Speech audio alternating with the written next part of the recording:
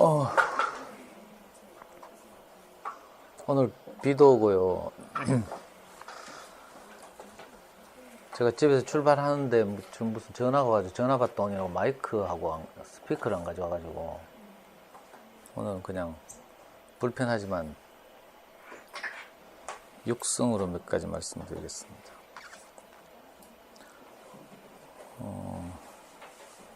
혹시 아이들이 다니는 학교에 제가 그 영양강화 교육을 가게 되면 놀러 와서 맛있는 점심도 사주고 하시라고요. 근데 지금 이 동네 엄마들 잘 없지. 신월 어디 갔노?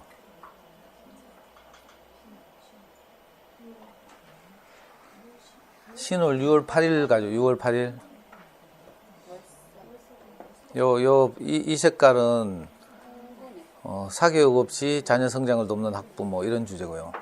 그 신월 다음 날이 월서. 한샘이 언제더라? 한샘은 6월 23일. 여긴 제가 주제를 뭘로 할지 안 정해서 교육청에서 정한 주제는 평생 공부에 미천을 마련하는 초등 독서 아니면 스스로 공부하는 아이로 키우려면 뭐 이런 주제인데 한샘 또 여기 조함도 있나? 조함? 없어요. 조함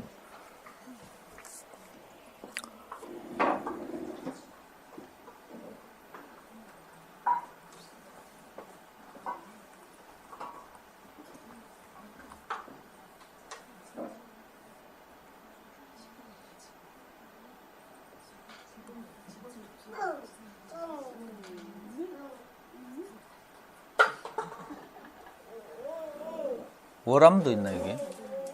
월암도 이 동네죠.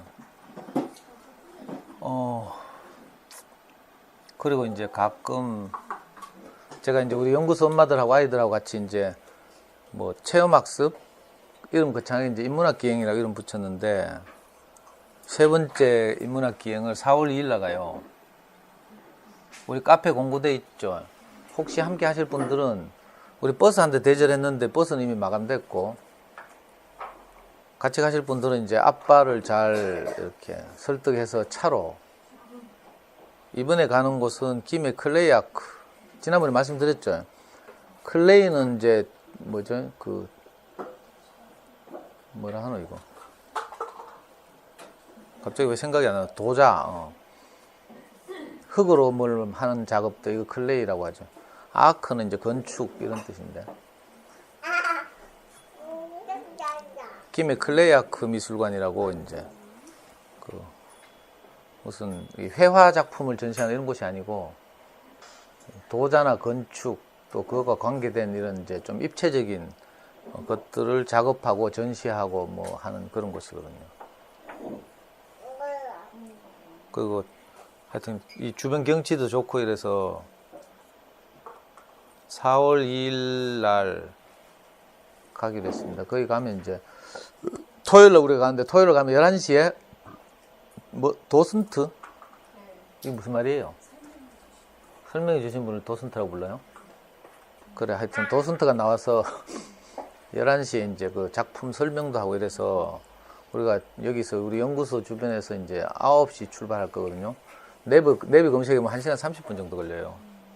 그래서 단체 입장하든지 개별 입장하든지 하시면 11시쯤 도슨트에 이제 설명을 들을 수 있고 또 우리가 단체로 가기 때문에 식당 공간을 빌렸어요. 거기 가면 식당 공간이 있는데 뭐 밥을 제공하는 이런 건 아니고 우리가 도시락을 싸가지고 가죠. 그래서 식당 공간을 빌려서 거기서 이제 밥도 먹고 아이들은 뭐 야외도 있기 때문에 마음껏 뛰어놀고 또 오후에는 이제 체험을 좀 하고요. 도자 체험도 있고 키친 아트라고 해서 이 아주 작은 미니 타일을 가지고 붙여서 뭘 만드는 작업, 열쇠고리도 만들고 뭐 이런다 하더라고요. 각각의 체험은 약 10,000원 정도 드는데 그건 이제 단체 토요일이라서 단체 예약이 안 되기 때문에 우리 점심 먹을 때 가서 개별적으로 신청하시면 참여할 수 있습니다. 그렇고요.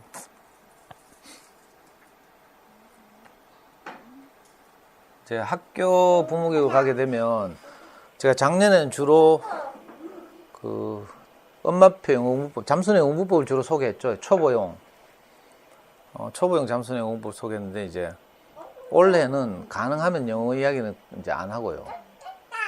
혹시 잠수내 영어공부 궁금하신 분은 4월 5일인가? 잠수님이 하는 왕초보 설명회가 서울에서 있어요. 거기 이제 4월 5일 날 하니까 언제부턴가 이제 그 신청을 받거든요. 잠수님 회원들 대상으로. 회비 10만 원 내고 결제하고 들어가서 그 시간을 기다렸다가 신청하면 한 2분 30초 하면 150석이 매진돼요. 지난번에 그랬거든요. 해마다 한 번씩.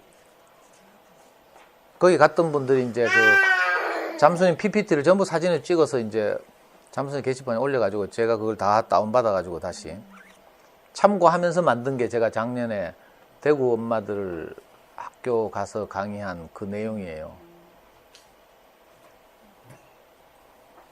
그러니까 서울 올라가는 차비, 잠수내 가입비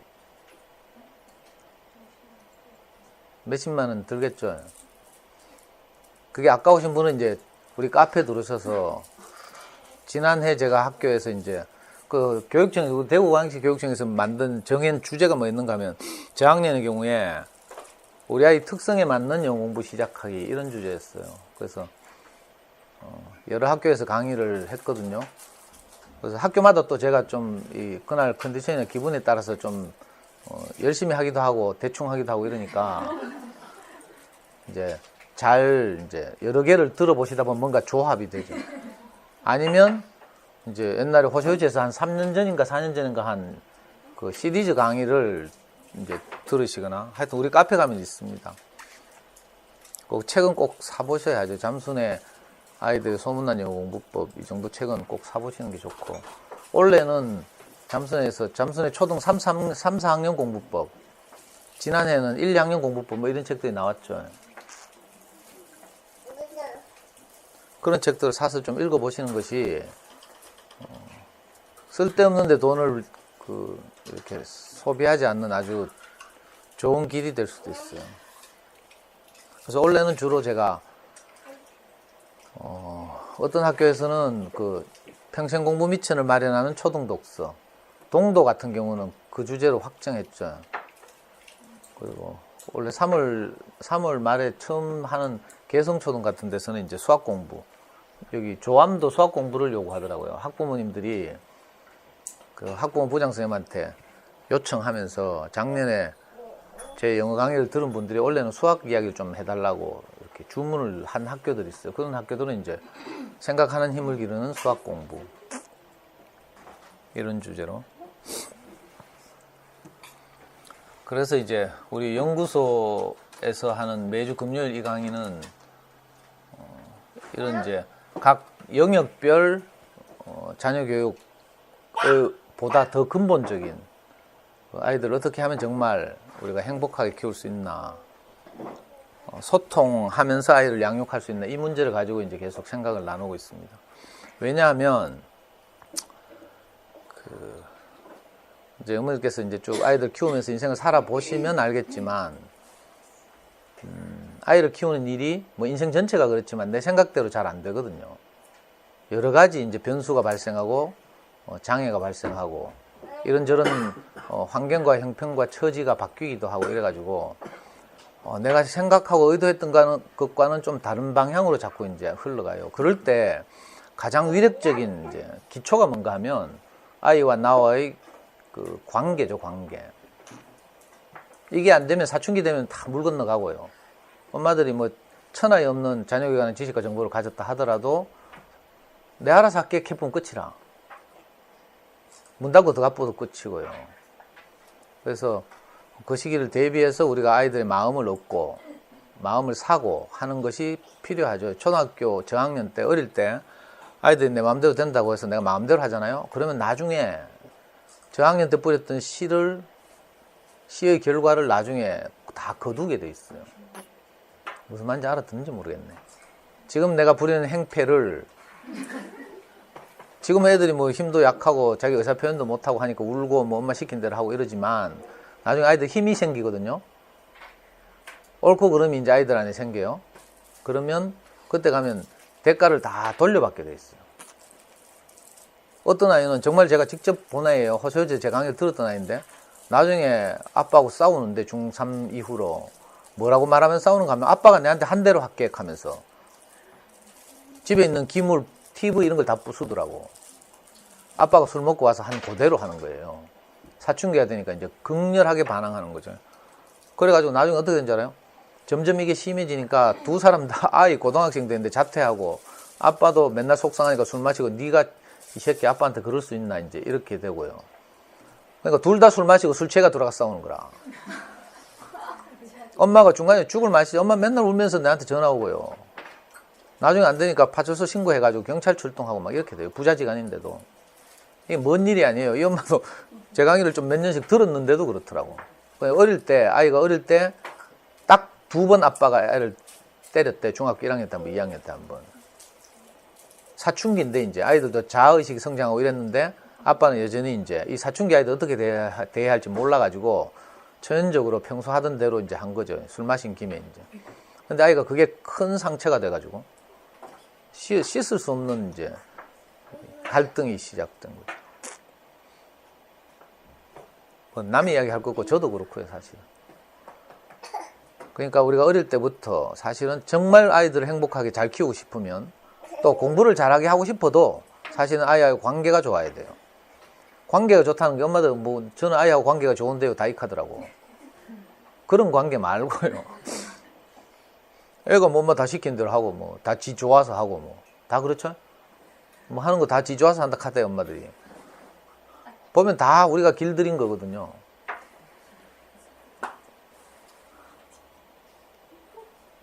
그래서 어쩌면 이제 정말 중요한 문제를 가지고 제가 금요일마다 이제 서툴지만 말씀드리는 거죠. 그러니까 지난 2주 동안 제가 이 꽃들에게 희망을 이라는 이 부르의 명작을 가지고 저도 이번에 이제 어머니께 말씀드리기 위해서 다시 한번 진지하게 읽었어요. 제가 이 책을 가지고 한 번도 어머니들한테 강의한 적이 없거든요. 다시 한번 진지하게 읽으면서 진짜 보통 같으면 이제 보통 그림책 한 권이 한 주제를 가지고 다룰 텐데 이 꽃들에게 희망은 처음부터 끝까지 인생 전반에 걸쳐서 이 애벌레와 나비의 일생을 통해서 우리에게 아주 신랄하게 뭘 이야기하고 있더라고요. 지난주에 제가 이 애벌레들은 자기 위치만 지키면 그냥 나비가 된다고 말씀드렸어요. 그죠? 애벌레는 그냥 나무에 매달려 있으면 시간이 흐르면 고치가 되고 씨를 자아내고 번데기가 되었다가 나중에 그게 터져 나오면서 날아오르죠. 어쩌면 우리 인생도 이와 같은데 우리가 위치를 지키고만 있으면 우리는 얼마든지 충분히 행복해요. 그런데 신기하게도 우리가 뭐에 깊이 속아서 내가 그 위치를 벗어나는 거죠. 예를 들면 이제 우리가 아이를 키울 때 보면 우리가 엄마라는 위치가 있죠. 엄마는 어떤 경우에도 아이를 사랑하는 존재잖아요. 근데 우리가 그렇게 잘 안 돼. 왜냐하면 위치를 벗어나서 엄마의 위치와 함께 옛날에 그 TV 광고에서 당신은 부모입니까? 학부모입니까? 하면서 한 3년 전인가? TV 광고 아주 공익 광고 좋은 거 하나 났죠. 거기서 말하는 것처럼 우리가 부모인데 동시에 또 학부모 역할을 해야 되고 이게 심해지면 아이돌 스타들 로드 매니저처럼 아이들을 싣고 프로그램들을 따라다니면서 차 타고 대기하고 있고 이런 일들을 우리가 흔히 하잖아요. 이게 위치를 벗어난 거죠. 저는 이제 제 스승을 만나서 이제 정말 들은 놀라운 이야기 중에 하나가 성경에 보면 사람이 아담이 자기 위치를 벗어났대. 에덴 동산에서 쫓겨났대요. 왜 쫓겨났는가 하면 그냥 모든 것이 갖추어진 에덴이라는 말은요 기쁨 또는 즐거움이란 뜻이에요. 그 히브리어 어원이 그러니까 에덴 동산이란 말은 기쁨 또는 즐거움의 동산 이런 뜻이죠. 거기서 살면 그냥 행복하고 즐거운데 아담에게 누가 찾아왔는가 하면 뱀이 찾아왔어요. 뱀이라고 비유하는 거죠. 뱀이라고 비유된, 이제 종교적으로 말하면 이게 사탄이고, 그죠? 우리를 유혹하는 어떤 것들, 이런 말이죠. 뱀이 와서 아담에게 뭐라고 말하는가 하면요. 에덴 동산 중앙에 두 그루 열매가 있죠. 두 종류의 열매가 있어요. 하나는 생명나무라는 열매고, 하나는 선악을 알게 하는 나무 열매예요. 기독교에서는 이걸 선악과라고 불러요. 저는 무슨 이 귀신 씨나라 까먹는 소린가 이렇게 생각했어요, 어릴 때. 그리고 막 이 선악과에 대해서 많은 해석들이 난무하고 이래요. 어떤 사람들은 복숭아 씨다 이렇게 말하는 사람도 있고요. 사과 씨다 이렇게 말하는 사람도 있죠. 그래서 남자 아담이 이거 먹다가 목에 걸렸다고, 이 우리 남자 목젖 태어난 걸 뭐라고 불러요, 영어로? 아담스 애플 이렇게 불러요. 수많은 해석들이 난무하죠. 근데 사실은 이게 뭔가 하면 옛날 고대 사회에서, 원시 사회에서 나무 열매라는 말은 먹고 사는 어떤 양식 이런 뜻이에요. 고대 사회에서는 수렵이나 채집했죠. 수렵은 아주 작은 동물들을 잡아먹는 걸 뜻하고요. 채집은 과일이나 풀이나 뭐 이런 걸 따먹는 걸 말해요. 그렇게 살았던 당시의 표현이니까 어떤 나무 열매를 먹었다는 말은요, 그죠? 어떤 생각을 받아들였다 이런 뜻이에요. 옳고 그름을 받아들였다 이런 뜻이죠. 아담이 선악과를 먹을 때 옳고 그름을 받아들였다는 뜻이에요. 옳고 그름이 딱 생기면 어떻게 돼요? 상대방과 하나가 될 수 없어요. 우리 아이들이 처음에는 엄마 말 듣죠? 좀 크면 어떻게 돼요? 아이들 안에 옳고 그름이 딱 생겨요. 그러면 엄마 아빠들 판단해요. 그렇죠? 말 안 듣는다고. 엄마도 그러면서 아빠도 그렇잖아 이렇게 말한다니까. 그러면 이제 말 안 듣기 시작하죠. 그러면서 자식과 부모가 분리되기 시작하는 거라. 이걸 윤리 시간에는 뭐라고 해요? 자기 정체성을 형성해가는 시기 이렇게 말해요. 사춘기를 보고 자기 정체성을 확보해가는 시기, 부모로부터 독립하는 시기 이렇게도 말하고요. 왜 그런가 하면 옳고 그름이 들어와서 함께 살 수가 없게 되죠. 그럼 분리돼요. 에덴 동산에서 인류가 쫓겨났다는 말이 그 말이거든요. 자, 우리도 일생을 살아보면 내게 옳고 그름이 딱 들어오잖아요. 그러면 상대방 보기가 정말 꼴 보기 싫어져요. 시어머니 볼 때 다 그렇죠? 시어머니가 저러면 안 되는데 뭐 이런 거 있잖아요. 자식을 뭐 저렇게 키웠어. 뭐 지난주에 제가 시어머니 말을 경청하라니까 전부 시끄럽더라고. 그 말은 인생을 먼저 경험한 사람들의 말을 경청하라 이 말이에요. 꼭 시어머니 말이 아니라. 자연과학의 세계는 이번에 알파고 사건에서 보듯이 저도 큰 충격을 받았는데, 자연과학의 세계는 앞선 세대의 그 과학적 성과를 그대로 이어받는다고 했죠. 그래가지고 지금 뭐 화성도 가고 막 난리가 났어요. 알파고처럼 인공지능도 개발되고. 자연과학의 세계는 계속 발전해요. 왜? 앞선 세대의 그 성과를 무시하지 않으니까. 그리고 그걸 이어받아서 또 그 과학자들이 자기들이 연구한 성과를 네이처지나 이런 데 발표를 하면 이제 공공의 그 논문이 되죠. 그러면 그걸 다 공부하고 후배 과학자들이 또 거기에 더해서 또 연구하고 이렇게 해요. 근데 인문학 영역에서는요, 이상하게 앞선 세대의 경험을 발전시키지 않아. 지가 다시 공부한다니까? 그래가지고 새로운 영역을 계속 개척해요. 예를 들어 심리학만 하더라도 옛날에 심리학에 뭐 아버지 하면 프로이트 들 수 있죠. 프로이트 제자 융 이런 사람이 있었잖아요. 근데 이번에 작년까지 베스트셀러가 했던 미움받을 용기, 이 책을 뭐 아들러 심리학, 또 다른 분야예요. 그것만 있는 게 아니에요. 또 제가 3년 전에 호주에서 강의한 적이 있는데 긍정심리학이라는 분야가 또 있어요. 이렇게 계속 새로운 분야를 개척해내는 거죠. 비판하고 반박하면서.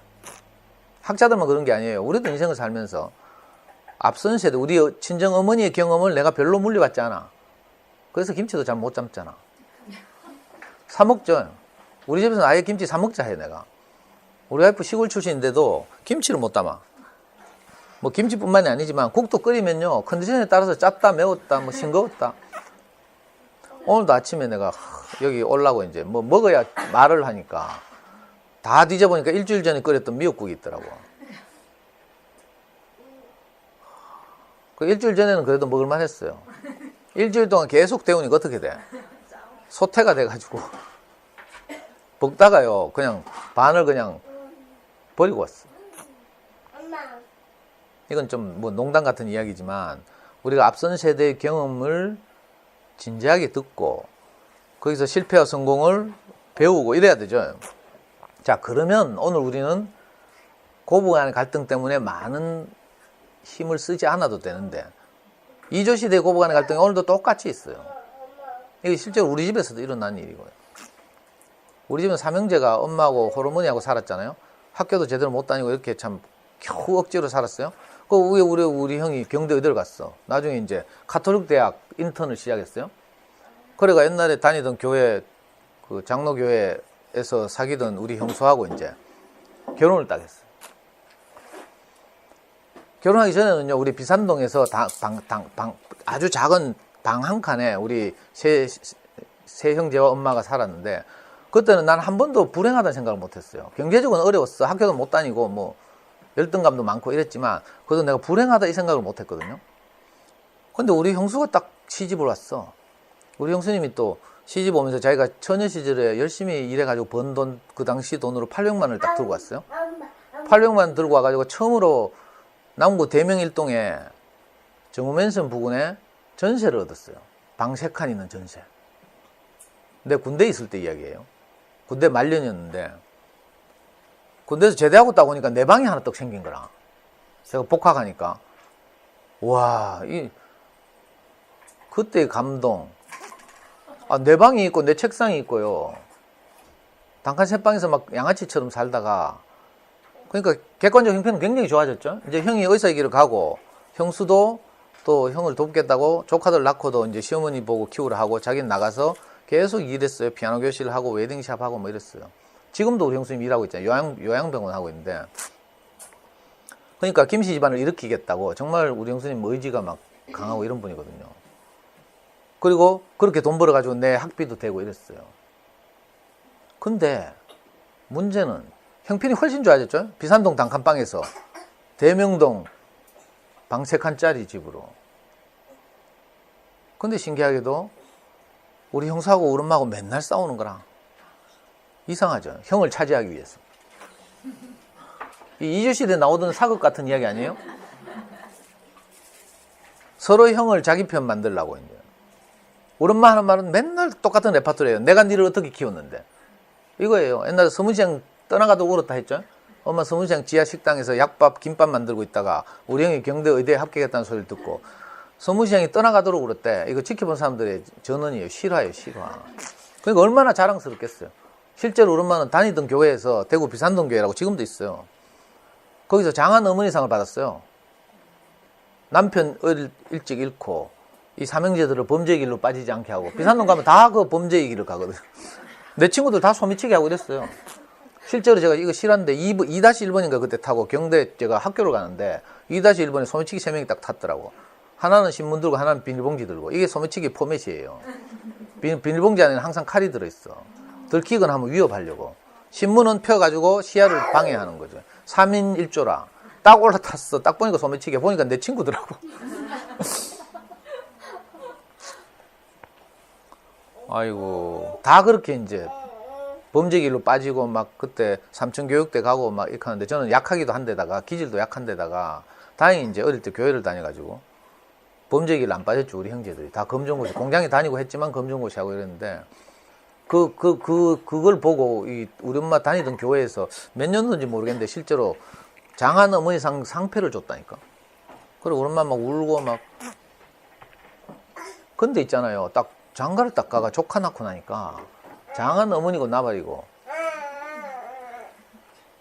우리 형이 중간에서 꼼짝을 못하는 거예요. 엄마는 항상 내가 니를 어떻게 키웠는데 이거고, 형수는 항상 뭐라 하는 줄 알아요? 어머니를 택하든지 나를 택하든지 둘 중에 하나 택하라고. 더군다나 이제 저나 제 동생 같은 농띠 시동생이 있잖아요. 그러니까 우리 형수가 어머니를 직접 공격하는 게 아니라 저를 항상 공격하는 거라. 저 말 안 듣는 저 골통. 저보고 고시 공부하라 했는데 제가 고시 공부 안 하고 데모하고 돌아다니고 운동권 하니까 우리 형수는 정말 제가 못마땅한 거야. 눈 밖에 나가지고. 그러니까 맨날 싸우고 찌르고 뽑고요. 우리 집 나중에 우리 형이 퇴근을 못해요. 너무 불쌍하더라고. 그때 우리 형이 이제 10년 전에 만났던 지금 우리 교회 목사님이 제 스승이라고 하는 우리 형이 먼저 만났거든요. 경대 의대 다닐 때. 근데 너무 좋아했지만 자기가 교회 다니면 자기 인생을 자기 마음대로 못 살 것 같아가지고 도망을 갔어. 그래가지고 우리 형 잘 나갔어요. 대구 가톨릭병원 의과대학이 생긴다고 해서 의과대학의 교수로 내정돼 있었어. 근데 집구석에서 맨날 엄마하고 이제 와이프하고 싸우니까 너무 마음이 공고해져가지고 그때 10년 후에 우리 형을 처음 우리 스승에게 데리고 갔던 형 친구가 찾아왔어요. 그래 우리 형은 정말 잘났고 전문이고 우리 형 친구는 중국인이라고 했죠. 화교인데 그래서 전문의를 못 땄어. 일반이에요, 일반이. 실력도 없고 의사 세계에서는 굉장히 무시할 만한 그런 존재죠. 평소에 찾아왔을 때는 우리 형이 항상 무시했대. 근데 10년 만에 다시 찾아왔는데 우리 형이 우리 형 친구가 뭐라고 하는 거 상근아 목사님께로 돌아가자 딱 한마디 했어요.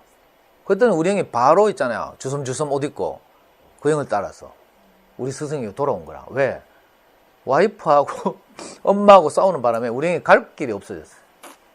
인생이 너무 공고해진 거죠. 형편은 훨씬 나아졌죠. 그죠? 경제적으로도 굉장히 나아졌고요. 근데 행복하지 않은 거야. 그러니까 행복은요, 형편과 처지에 있지 않다니까. 뭐 우리는 속아가지고 자꾸 뭐 아파트를 마련하면, 차를 바꾸면, 애 성적이 높아지면 자꾸 이렇게 속고 있어요. 막상 그렇게 돼보라니까 아무것도 없어요. 여기 애벌레들이 탑을 쌓고 올라가죠.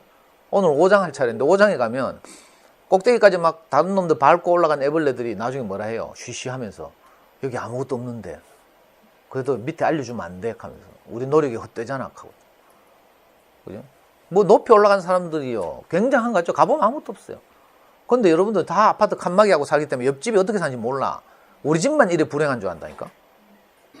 근데 저는 모든 사람들 만나보잖아요. 다 똑같아요. 대단히 죄송한 말이지만 내가 다 만나보지는 않았죠. 이건 이제 그래서 유추 적용하는 거, 유추 적용. 저도 그랬고 우리 집도 그랬고. 아이고. 그래가지고 우리 형이 가톨릭 대학 교수를 포기하고요. 우리 형 친구한테 꼬시켜가지고 저 삼각 노타리인 데서 조그만 병원을 같이 개업했어요. 중앙병원이라고. 지금은 거의 뭐 망하다시피 했지만. 우리 형이 만약 그때 그 형 친구를 따라서 스승에게로 다시 돌아가지 않았더라면 우리 집은 완전히 개판됐을 거라. 그 당시에 우리 형이 퇴근 딱 하잖아요. 뭐 집에 들어가면 짜증나니까 밤 10시까지 병원에서 개기는 거라. 암 환자도 없는데. 그러다가 이제 저녁에 한 10시쯤 넘어서 집에 가요. 그러면 엄마가 속상한 날 어떤지 알아요? 엄마 방이 그 현관문 바로 옆에 있어. 문간방이야. 엄마는 일부러 방문을 크게 열어놓고 형 퇴근하고 오는데 이불을 뒤집어 쓰고 있어요. 이게 무슨 뜻이에요? 나 지금 속상하다 이리 와봐라 이 말이잖아. 그러면 우리 형의 평생의 모토는 엄마에게 효도하는 것이었거든. 우리 형의 목표는 딱 하나밖에 없었어요. 엄마에게 효도하는 거. 엄마가 얼마나 고생하면서 우리를 키웠는지 아니까. 그래가지고 엄마한테 가가지고 막 어머니 왜 그러세요? 하고 막 또 위로라고 하죠. 그러면 그 다음날 형수가 안 들어와. 형수는 새벽 2시, 3시 되가 맥주집에서 우리 형한테 전화하는 거라. 어머니를 택하는지 나를 택하는지 둘 중에 하나 택해라. 그때 이미 조카 둘이나 낳았는데. 그래 우리 형이 진짜로 진지하게 이혼을 고민했다니까. 다른 거 하나도 없어요. 특별히 뭐 잘못한 것도 없어. 이 두 고부가. 우리 엄마는 우리 엄마대로 최선을 다했어요. 우리 엄마 말 들어보면요. 엄마 늘 가거든. 길 가는 사람 다 붙잡고 물어봐라. 내가 어떻게 고생했는지. 우리 엄마 32살인가 아버지 돌아가셨으니까. 그 삼형제를 키우면서 혼자 못 키우고 친척집에 다 보내고 이렇게 정말 나중에 내가 알겠더라고. 애를 어디 떠나보낼 때 되니까 우리 엄마가 그때 내를 초등학교 4학년 때 먼 친척집에 보냈는데 근데 전에도 말씀드렸는데 우리 엄마 정말 알뜰하게 10원도 아끼시는 분이거든요. 왜? 안 그러면 못 사니까.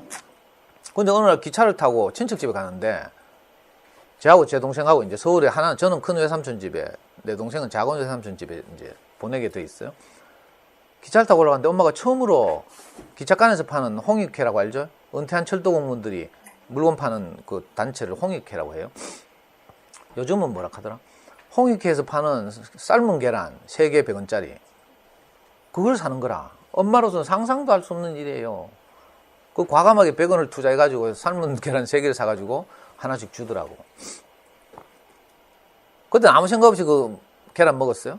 나중에 내가 한 30-40년 흐르고 나서 제가 이제 어른이 돼가지고 우리 아이를 어디 보낼 때 되니까 그제서야 내가 엄마 생각나더라고. 야, 그때 우리 엄마가 어떤 마음으로 자식들 떠나보냈을까. 나는 우리 애 유치원 다닐 때 캠프 간다고 2박 3일 가는데도 막 울었는데.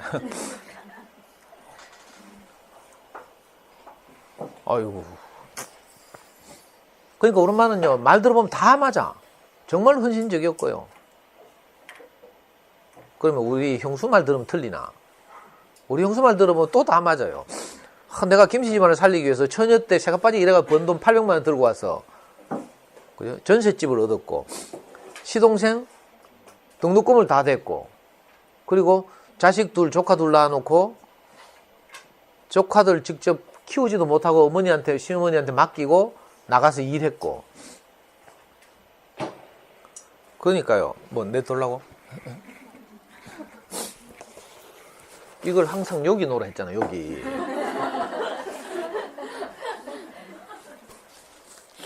그러니까 우리 형수님 말 들으면 하나도 틀린 게 없어요. 다 맞아요. 근데 이상하죠? 두 사람 다 맞는데 두 사람이 싸우는 거라. 안 그래요? 여러분들 부부싸움 해봤죠? 나는 맞고 저 인간은 틀리다 이렇게 생각하죠? 천만의 말씀. 저 인간은 저 인간대로 맞다니까. 그러니까 이상한 일이에요. 맞을 때 둘 다 네가 좀 알아듣는구나. 아이고, 도혁이가 리액션도 해주고. 아니, 이상해요. 둘 다 옳을 때 싸움이 나요. 둘 중에 하나 틀리잖아요. 싸움 안 나요. 저는 우리 와이프하고 못 싸워. 왜? 내가 잘못했으니까. 무조건 잘못했다고 무릎 꿇고 빌어야죠. 옛날엔 제가 그게 안 됐지만, 제가 우리 스승을 만나고 나서는 조금이라도 내가 우리 와이프 마음을 상하게 했잖아요. 그럼 우리 와이프는 설거지 하면서 그릇 소리 크게 내요. 그럼 내가 바로 뛰어가서 무릎 꿇는다니까? 어떤 때는요, 식당에서도 내보면 무릎 꿇으라 해. 자기 기분 나쁘면. 그럼 쟤 바로 무릎 꿇어요. 손 들라 해. 손 들어요. 저는. 그러면 우리 와이프가 너무 사실과 자기가 먼저 빨리 내리라 해. 내가 하는 거 안 하는 걸 보는 거지. 이것도 제 인생의 기적 같은 일이죠. 근데 하여튼 둘 다 옳아서 싸워요. 참 이상한 일이죠. 옳고 그름이 들어오면 이게 무서운 거라. 우리는 옳고 그름이라는 것이 선은 좋고 악은 틀리다고 생각하죠. 그래서 인류의 역사가 뭔가 하면요, 악은 줄이려고 하고 선은 증가시키려고 해요. 이게 인류의 역사예요. 근데 신기하게도 어떤 노력을 해도 항상 선과 악은 반반이에요.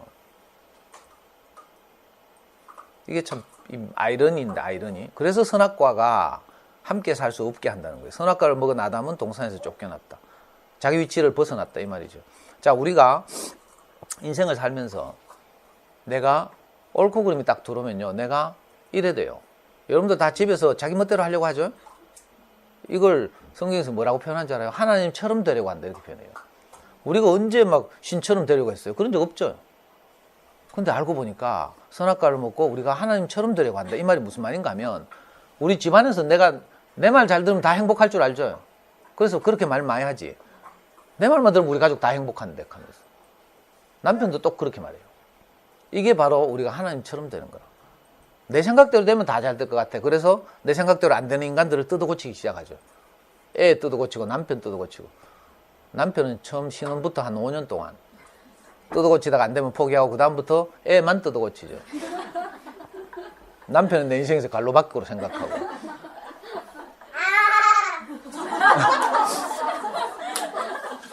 왜? 서로 오르니까, 서로 오르니까. 이걸 꼭 기억해야 돼요. 아, 오를 때 싸움이 일어난다. 전쟁은 언제 일어나요? 각 나라의 명분이 옳아요. 미국과 이라크의 전쟁. 미국은 뭐라 하는지 알아요? 이라크를 보고 악의 축이래. 테러리스트를 지원하고 보호하고. 절마들은 놔두면 안 된다는 거라. 그래서 9.11 같은 사건이 일어난다. 이렇게 명분을 내세우고 부시가 이라크 전쟁을 일으켰어요. 사실은 이라크가 뭐라 하는지 알아요? 부시 절마 저거는 미국 대통령 선거에 재선하고 싶은데 인기가 떨어지니까 항상 어떻게 해요? 지배자들은 전쟁이나 전쟁의 위협을 통해서 국민들을 단합시키죠. 그래서 인기를 높여요. 그래서 부시가 재선되는 거라. 또 다른 의도 하나는 테러리스트들을 뭐 어떻게 한다는 명분을 가지고 사실은 중동 지방에 있는 석유 자원을 확보하려고 한다. 이라고 딱 보면 미국의 의도는 이 두 가지인 거라. 그래서 저 나쁜 놈들이 힘으로 우리를 괴롭히는데 우리가 가만히 있어도 되겠나 이거죠.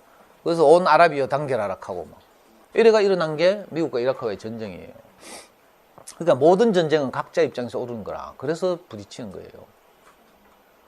이게 좀 약간 좀 심각한 문제지만 북한에서 핵을 자꾸 만들죠. 왜 만들게 해요?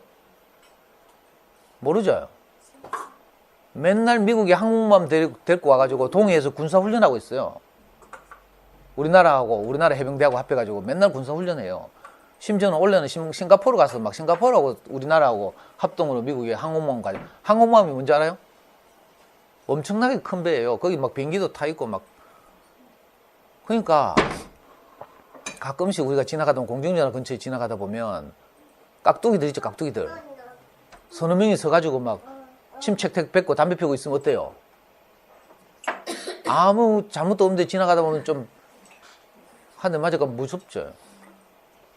제가 북한 같으면 이런 생각이 들 것 같아요. 저 미국 놈들이 언제 우리를 때릴지 모르는 거라. 그 지나갈 때 옆에서 자꾸 와서 끌적끌적대고 우리 동네 오고 이러면 불안하죠.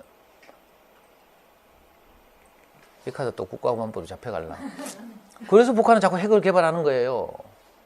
살고 싶어서.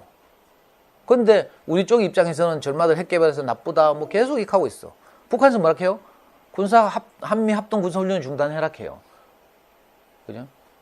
전쟁 위협으로부터 확실히 안전하다는 보장이 있어야 우리는 핵을 안 개발하겠다 이렇게 하거든. 그러니까 그쪽 입장에서 보면 그쪽 입장에서 대로 맞아요. 그러니까 싸움은 항상 이렇게 일어난다. 이걸 꼭 기억할 필요가 있어요. 우리 안에 옳고 그름이 들어와서 내가 인생을 내 멋대로 살고 싶어 한다. 우리 다 소원 아니에요. 그렇죠? 애들 공부 잘 시켜가지고 막 척척척척. 그죠? 형편만 되면 사립초 보내고 있잖아. 그렇죠? 내가 따라다니면서 뜯어 말려도 사립초 보내더라고. 떨어지니까 할 수 없이 뭐 동네 초 보내고. 형편만 되면 다 그래요. 사립초 가면 또 개고생하거든. 일반 학교에서 안 하는 뭐 영어 특수 커리큘럼 개발해가 막 하고 난리치죠. 그거 따라가려고 하면 또 애들 막 머리 쥐나요. 작년 때부터. 그러다 보면 전반적으로 아이 양육에 관한 전체적인 로드맵을 못 그리는 거라. 그리고 학교에서 사립학교 페이스대로 뭐 허덕허덕 따라가야 돼요. 그 다음에 다 조져 잘못하면. 그것도 모르고 사립 가면 좋은 줄 알고요. 막.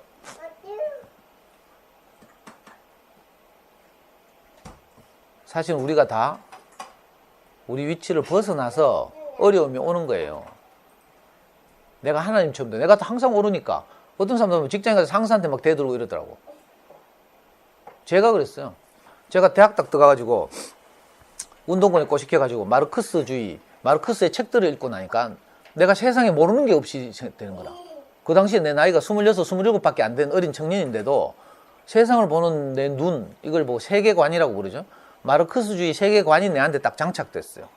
그러니까 이 틀로, 이 관점으로 내가 세계를 보는 거예요. 그러니까 내가 세상을 다 안다 이렇게 철없이 생각하는 거죠. 그러니까 겁도 없이 있잖아요. 26, 27짜리가 뭘 알아요 사실. 근데 모든 어른들의 반대하고 있잖아요. 저는 한 번도 해본 적이 없어요. 무조건 아니요. 그러니까 얼마나 인생을 고생하는 거죠. 하는 사람이 잘 살아요. 알아요? 직장에서도 상사 말 잘 들어야 승진하고 고과 잘 받고 이래요. 근데 꼭 내 같은 애들 있잖아요. 지 잘난 줄 알고 막 틱틱거리고 막 이런 사람들은 고생하고 승진 안 되고 나가서 맨날 회사 욕하고 막 어려움을 겪는 거죠. 제가 지금 와서 생각하니까 제가 왜 그렇게 인생을 험하게 살았는지 알아요? 내가 이해를 못 해가지고 어른들 말에 이해를 못 해가지고 어른들의 경험을 존중하고 받아들이고 조언을 듣고 이랬어야 되는데 그게 아니고 내가 잘났어. 내가 하나님이야. 실제로 그랬어요.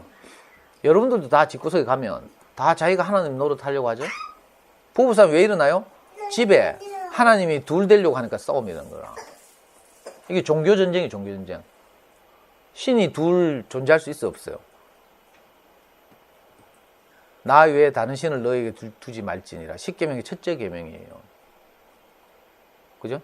그러니까 한 집안에서 자기 뜻대로 해야 우리 집에 행복하다는 사람이 두 분 계시면 어떻게 돼요? 평정될 때까지 싸워야 돼요. 나중에 안 되면 어떻게 해요? 아빠 왕따 시키고 니는 돈이나 벌어 온낙하고 내가 아들하고 행복하게 사는 건 내가 알아서 할게 하고. 이 비극이죠, 비극. 저도 잘 몰라가지고 이렇게 살았어요. 그리고 오늘 꽃들에게 희망을 보니까 내가 위치를 벗어나서 내 마음대로 잘 살려고 하죠. 엄마들이 가지고 있는, 내가 상담을 해보니까 엄마들이 가지고 있는 가장 소박한 꿈이 뭔가 하면 가족끼리 오손도손 잘 사는 거예요. 그리고 이게 소박한 꿈이라고 하대. 근데 사실은 이것처럼 어려운 꿈이 없어요. 가족끼리 오손도손, 이건 불가능해요. 애초에. 왜 그런가 하면 원인을 따져보면 바로 이 점이죠. 서로 자기로 통일하고 싶은 거라. 남편은 남편대로, 아내는 아내대로. 각자 내 말대로 살면 행복하다, 이렇게.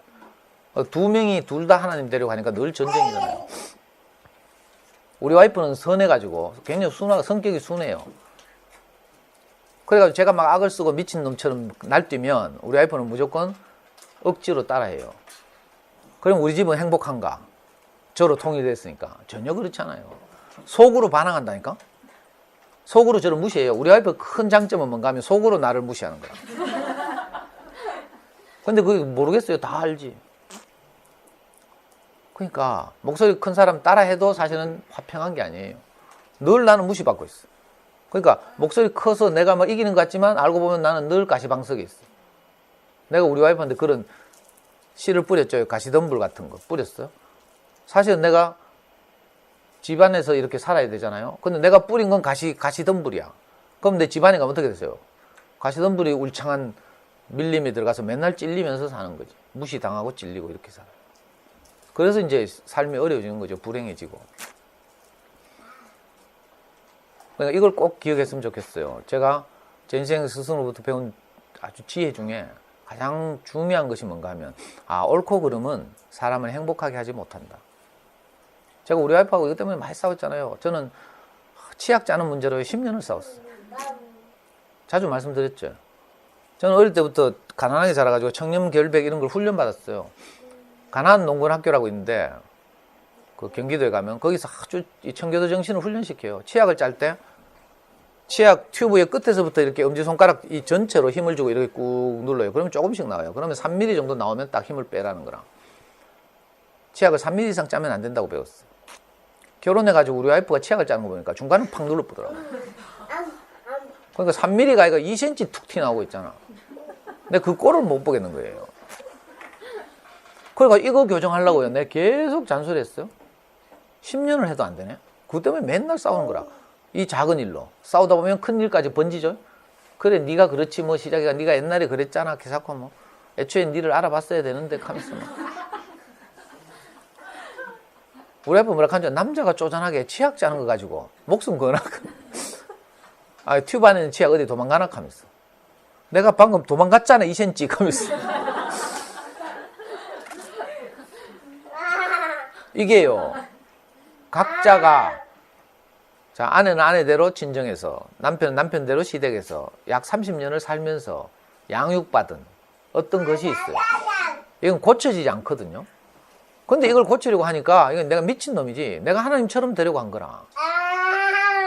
그러니까 10년을 해도 안 되더라고요. 그래서 우리 목사님 찾아가서 물어봤어요. 그랬더니 목사님 하시는 말씀이 상대방은 이해하려고 하면 안 된다. 우리는 상대방이 이해가 안 돼가지고 고민하잖아요. 상대방은 이해하는 대상이 아니래. 어떻게 하는 대상? 인정하는 대상. 상대방은 이해하는 것이 아니라 인정하는 것이다. 아이고 그 말이 내 뒤통수를 때리더라고요.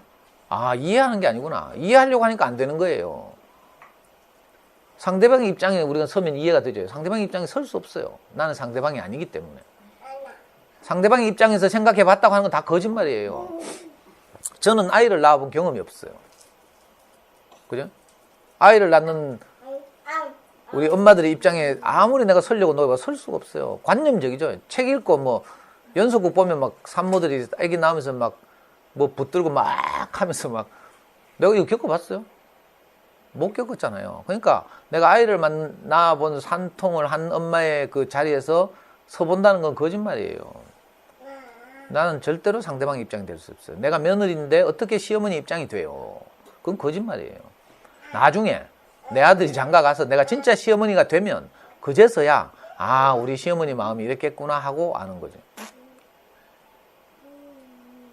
저는 우리 어머니가 저를 군대 보낼 때 제가 사귀던 여학생이 있었는데 내가 이제 헤어지는 게 너무 슬프니까 네, 입대하는데 아무도 오지 마라 했어요. 대구 시민운동장 고성동에 가면 있는데 거기 이제 장정들이 집합해가지고 논산훈련소 가는데 아무도 오지 말았어. 아무도 해봐야 여자친구하고 우리 엄마잖아.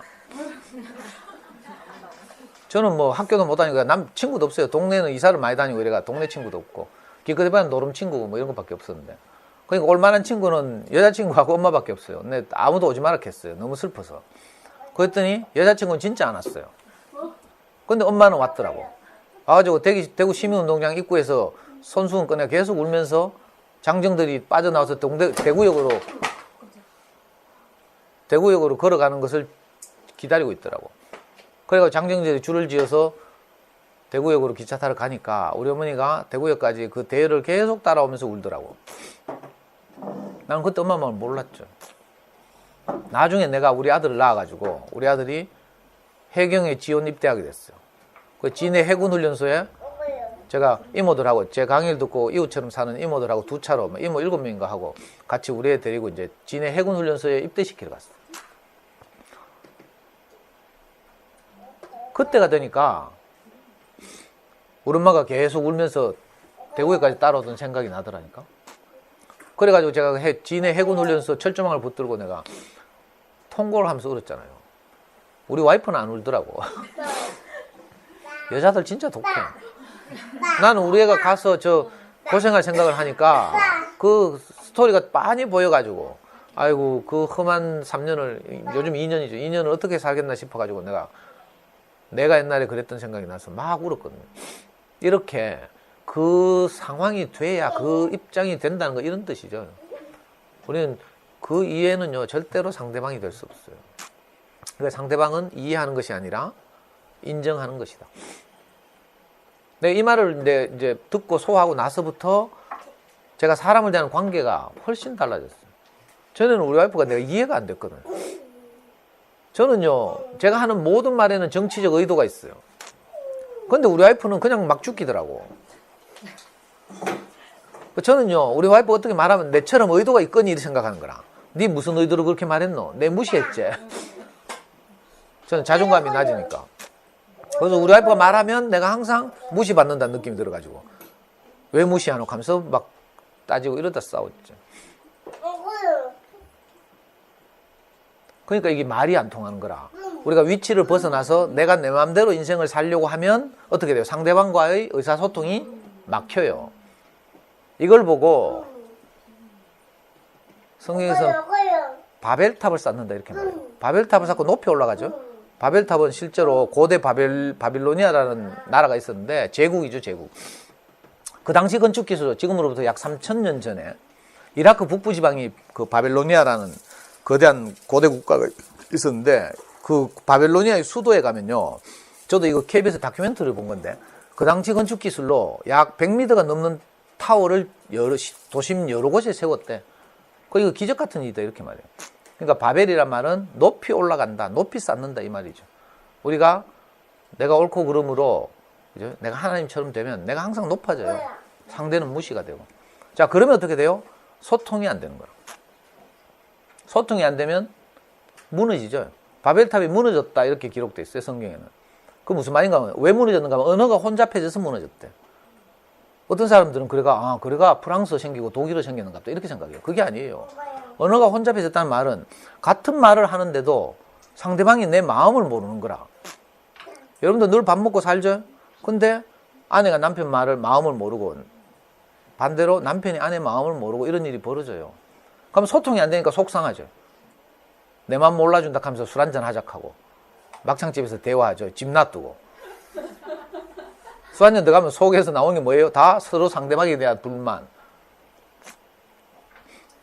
이게 우리가 원래 위치에 있지 않고 내가 인생이구나. 이 위치에 있지 않고 위치를 벗어나면 내가 높이 올라가죠. 저절로. 높이 올라가니까 사람들과의 소통이 안 돼요. 여기 애벌레들의 세계에서도 전부 높이 올라가서 탑을 쌓고 있죠. 그러니까 서로 쉬쉬하는 거라. 서로가 서로 입장을 몰라요. 그러니까 서로 밟고 올라가고 경쟁하고 무시하고.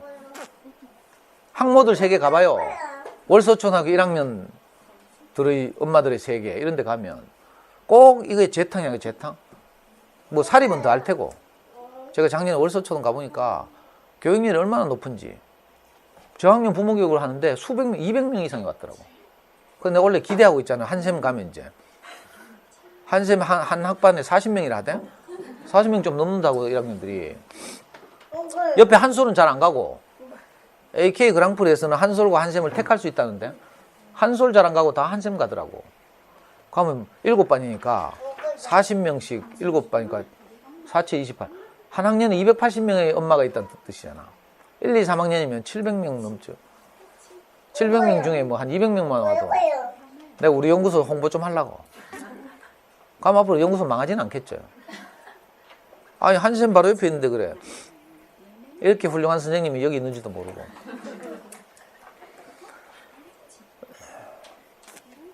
그죠? 높이 올라가면요. 높이 올라가려고 하면 내가 다른 게 안 보여요. 왜? 운전할 때 빨리 달리려고 하면 어떻게 돼요? 시야가 좁아지죠. 천천히 달리면 도로가 아주 넓어 보여요. 별로 뭐 염려가 안 되는데 빨리 속도를 내면 두렵죠. 그런 거와 비슷해요. 인생을 빨리 달리려고 하면. 그죠? 소통이 안 되고. 애 마음을 몰라요. 엄마들이 불안하고 급해가지고 우리 애를 빨리 달리게 하려고 하죠. 그러면 애가 어떤 마음의 상처를 받는지, 스트레스를 받는지, 이 결과가 어떻게 될 것인지 안 보여요. 그냥 내가 잘하고 있다 암시하고, 내만 이런 거 아니지, 다른 사람도 다 이렇게 하고 있어 하면서 높이 애벌레들이 올라가는 거예요. 아까 보니까 충격적인 그림이 있어요. 막상 구름 위로 정상까지 올라갔어. 근데 이 애벌레가 충격을 받았어요. 지가 올라간 탑이 하나가 아닌 거라. 또 다른 곳에서 수많은 탑들이 막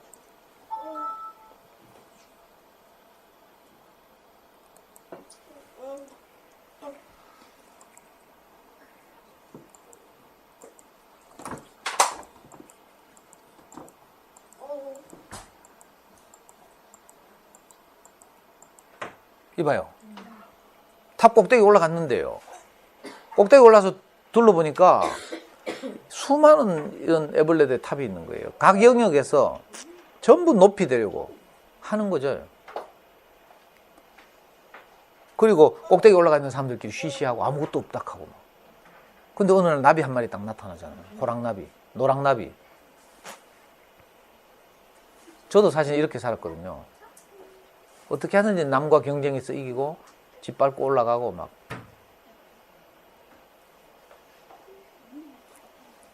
근데 그 늙은 애벌레를 만나지 않았더라면 저도 똑같이 그렇게 살다가 이제 후회하고 인생을 허무하게 살았겠죠. 근데 다행히 저는 그죠? 제 인생의 스승을 만나서 인생을 어떻게 살아가는지에 대해서 배웠어요. 그리고 그때부터 제가 돌이켜가지고 아이와 소통하면서 아이를 키웠죠. 우리 애가 고3 수능을 딱 쳤어요. 근데 잠순에서 유명한 엄마들 20명이 저를 초청했어요. 수능 다음 날. 서울역 대합실 3층에 가면 컨퍼런스 홀이 있어요. 동대구에도 있는데 회의실 그런 걸 이제 빌리는 거죠. 보통 여러 지역에서 모이면 그런 컨퍼런스 홀 같은 데서 만나서 이렇게 회의하고 미팅하고 헤어지고 이러면 좀 시간 절약이 되고 하잖아요. 서울에 사는 잠순의 고수들 20명이 저를 초청했어요. 우리 애가 이제 잠순에서 좀 원조니까 수능까지 다 쳤으니까 이제 노하우를 전수받고 싶다고. 근데 이 엄마들이 정말 간이 크고 저도 간이 컸어요. 어떻게 수능 다음 날 내가 그런 데 가서 강의를 할 생각을 했는지 몰라. 수능 조지면 우할 건데. 안 그래요? 그리고 그 엄마들도 참 교양 없지. 원래는요, 수능 친 집에는 찾아가는 게 아니라 전화도 하면 안 돼. 왜냐하면 수능 치면 고3만 딱 돼도요, 돌덩이 하나 가슴에 얹히는 것 같거든요. 고3 학부모들 되면.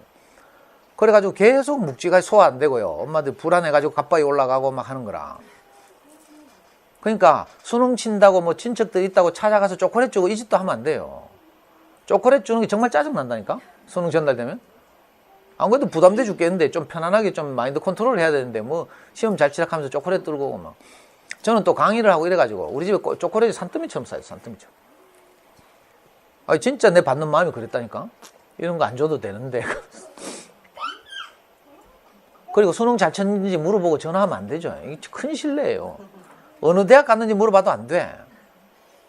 말씀드렸죠. 3월 달에 엘리베이터 앞에서 보이거든. 아, 대구권 대학 갔구나. 자, 이걸 애들 하는 말로 하면 지잡대 갔구나, 이렇게요. 지방 잡대, 그냥. 지방의 기타 등등 대학을 지잡대라고 불러. 지방대학 중에서 그래도 국립대학들 있죠. 경북대, 뭐, 전남대, 부산대. 이걸 보고 지거국 이렇게 봐요. 지방거점 국립대학. 정부에서 하는 말이에요. 지방거점 국립대학. 이 지방분권 때문에 이렇게 좀 말을 그렇게 키우는 거죠. 그리고 나머지 대학들 지잡대 이렇게 불러요. 수험생들 사이에서. 그러면, 아, 뭐, 지잡대 갔겠구나. 이렇게 생각하면 돼. 안 보이면, 아, 뭐, 인서울 했겠구나. 이렇게. 그것만 일일이 물어보면 안 돼요. 아, 근데 저는 간도 크게 그때 수능 치고 바로 다음날 서울역 컨퍼런스홀에서 잠수네 엄마들 만났어요. 지금도 잠수네 하고 있어, 그 아줌마. 애가 셋이라 가지고 막내가 아직도 잠수네 하고 있는 사철나무라고 유명한 엄마 있어요. 그 엄마를 비롯해서 20명이 저를 초빙했는데, 제가 딱 그 20명 모이는 그 컨퍼런스홀에 딱 들어가니까 전부 이구동성으로 하는 말이, 아이고, 그리움버님 고생하셨어요. 하면서. 명예 키우느라 고생 많이 하셨죠. 애 많이 쓰셔서 다 이렇게 위로하더라고요. 그때 신기하게도 제가 울컥해가지고 담대하게, 저는 우리 아이를 키우면서 한 번도 고생한 적이 없습니다. 나는 우리 명예를 키우면서 너무 행복했습니다. 이렇게 이야기했다니까. 그리고 2시간 동안 실제로 울면서 막 간증을 했어요. 그 자리에서. 내가 어떻게 이렇게 행복하게 아이를 키우게 됐는지. 근데 내가 왜 그런 말 했는지 몰라. 나도 스트레스가 많았는가 봐요. 그 말 들으니까 울컥해가지고 내가 폭발한 거지. 그래서 2시간을 내내 울면서 진짜로요. 내가 아이를 어떻게 행복하게 키우게 됐는지. 내가 생각해도 자랑스럽더라고. 많은 사건, 사고들이 있었죠. 우리 아이하고 어떻게 뭐 맨날 평화만 있었겠어요? 찌고 볶고 싸우고 막 많은 일들이 있었지만, 그러나 이걸 종합해 보니까 정말 행복했어요. 내가 아이가 내게서 태어났다는 사실, 그죠? 나와 함께 이렇게 잘 건강하게 잘 자랐다는 사실, 가능하면 사교육에 의존하지 않고 정말 기회를 아이가 물려받은 재능을 잘 꽃피울 수 있도록, 그죠? 그렇게 도운 사실, 어린이 책을 마음껏 읽으면서, 좋은 어린이 책을 마음껏 읽으면서 잘할 수 있도록 배려한 사실, 뭐 하여튼 이렇게 추수해 보니까 남은 것이 너무 많아. 추수할 것이 너무 많은 거예요. 그러니까 행복한 거라. 근데 열심히 뭘 했는데 손에 남는 게 아무것도 없어. 그럼 너무 허무하죠. 왜? 사업을 열심히 했는데 이익이 안 나. 그럼 너무 허무하잖아요. 우리가 아이들 키우는 것도 똑같은데, 자칫하면요, 추수할 것이 하나도 없는 자녀 교육이 될 수도 있어요. 열심히 공부시키고 뭐 잡고 뭐, 그죠? 연구하고 뭐 설명회 다니고 학원 정보 모으고 했는데도 나중에 보면 아무것도 손에 잡히는 것이 없을 수 있어요. 근데 우리가 아이와 소통하면서, 우리가 우리 위치를 지키고 이렇게 아이를 키우면 신기하게도 있잖아요. 매일매일 추수할 게 생겨요. 알아요? 아이들이 와서 오늘 한마디 하잖아요. 그러면 그거 너무 기특하고 고맙고 감사한 일일 수 있다니까. 아무것도 아닌 것 같은데. 저는 어제 우리 말썽쟁이 초등학교 2학년 아이들하고 이거 무지개 물고기라는 책을 가지고 수업을 하다가 정말 감동을 받았는데, 제가 1학년 때 늘 그 강의할 때 들먹거리던 지용이라는 애가 있어. 얘가 이제 2학년 때부터 좀 어젓해졌거든요. 그 지난주에 그 책보 수업을 하면서 책을 안 가지고 온 친구에게 책을 아주 잘 읽어주더라고. 얘가 똑똑해요. 책 잘 읽어. 그래서 제가 칭찬하면서 지난주에 남 몰래 용돈 1,000원을 딱 줬어. 그랬더니 애가 아주 기분이 좋아가지고 어제 수업을 딱 들었어요. 근데 이제 지난주에 얘한테 1,000원을 줬잖아. 그러니까 오늘은 이제 얘보다 더 못하는 다른 애를 칭찬하고 내가 1,000원을 주려고. 규민이라는 애가 있어. 이 지용이하고 절친인데, 둘이 여기서 공기놀이 하다 지금끼리 절친이 됐대. 근데 얘는 또 지용이보다 더 말을 안 들어. 그래서 어제 이제 돌아가면서 책을 한번 이렇게 무지개 물고 이렇게 보니까 애가 생각보다 잘 읽더라고. 자기는 글자 잘 몰라요 이렇게 하는데 막상 이렇게 보니까 잘 읽어요. 그래서 내가 깜짝 놀래가지고, 야, 오늘은 너를 칭찬해야 되겠다 하면서 얘한테 막 별표를 계속 줬어. 별표 3개가 모이면 돈 1,000원을 준다 했어. 그 얘 별표 3개가 모였어. 근데 지용이는 별표 1개밖에 안 모인 거라. 그래가지고 무지개 물고기처럼 좋은 친구들 얻으려면 어떻게 해야 되겠노? 이런 주제를 가지고 니한테는 어떤 좋은, 네가 자랑할 만한 비늘이 있노? 하면서 이제 나는 욕을 잘해요 이렇게 하더라고. 야, 그건 비늘이 아니잖아 하면서. 무지개 물고기 읽어봤어요? 읽어보고 이야기를 해야 되는데, 아주 자랑스러운 반짝이는 자기 은빛 비늘이 있잖아요. 이걸 이제 아깝지만 친구들한테 나눠주면서 많은 친구들의 마음을 얻는 이런 이야기인데, 이게 사회성을 기르는 그런 좋은 책이죠. 노골적으로 그걸 가르치면 안 되고, 그 너희들한테 어떤 은빛 비늘이 있노? 이렇게 물었어요. 근데 어떤 놈은 뭐 나는 물고기 아닌데요? 하고 뭐.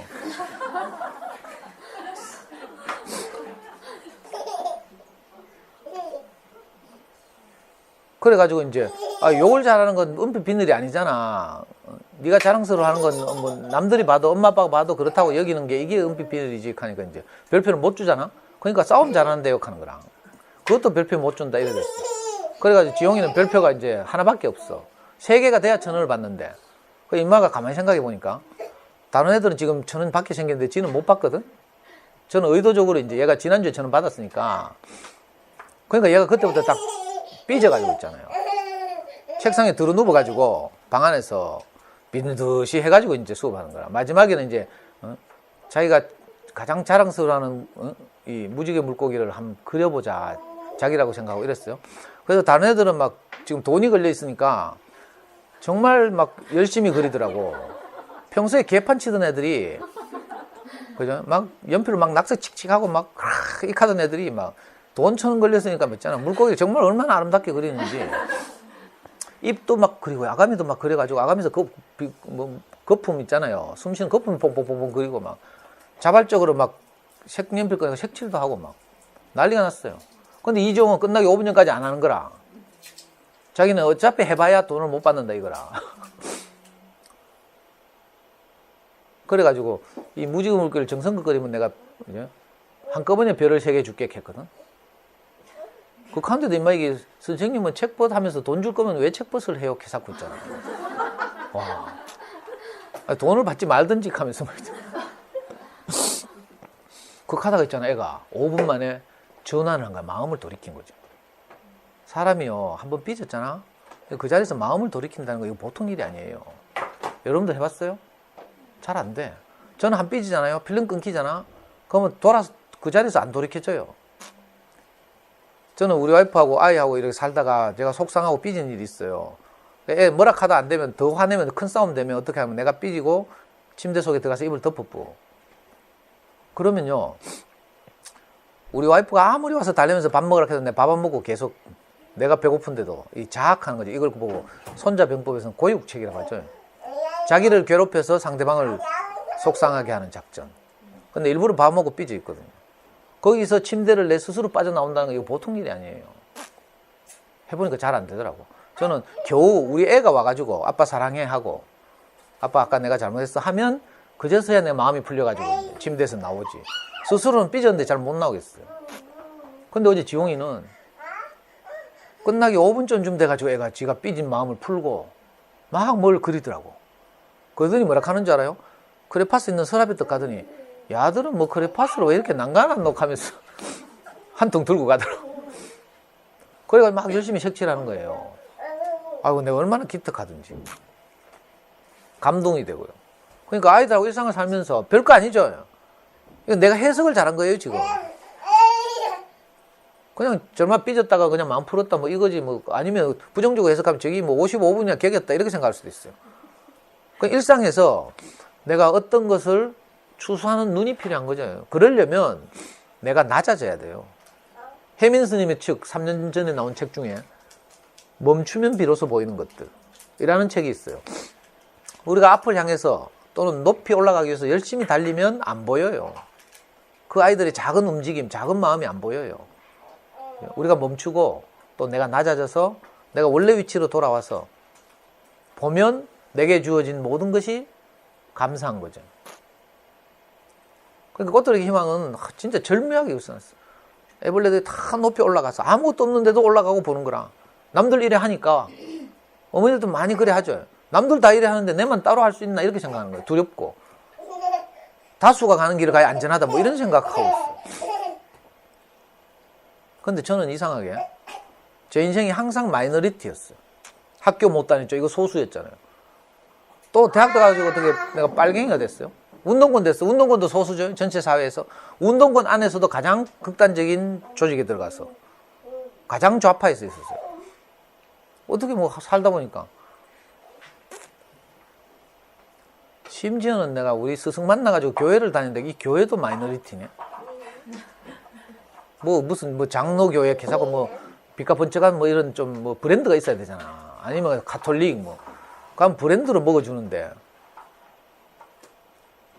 내가 뭐 복이 뭐 이게 단지 하필 브랜드 없는 우리 스승을 만나가지고 저도 지금까지 브랜드가 없잖아요.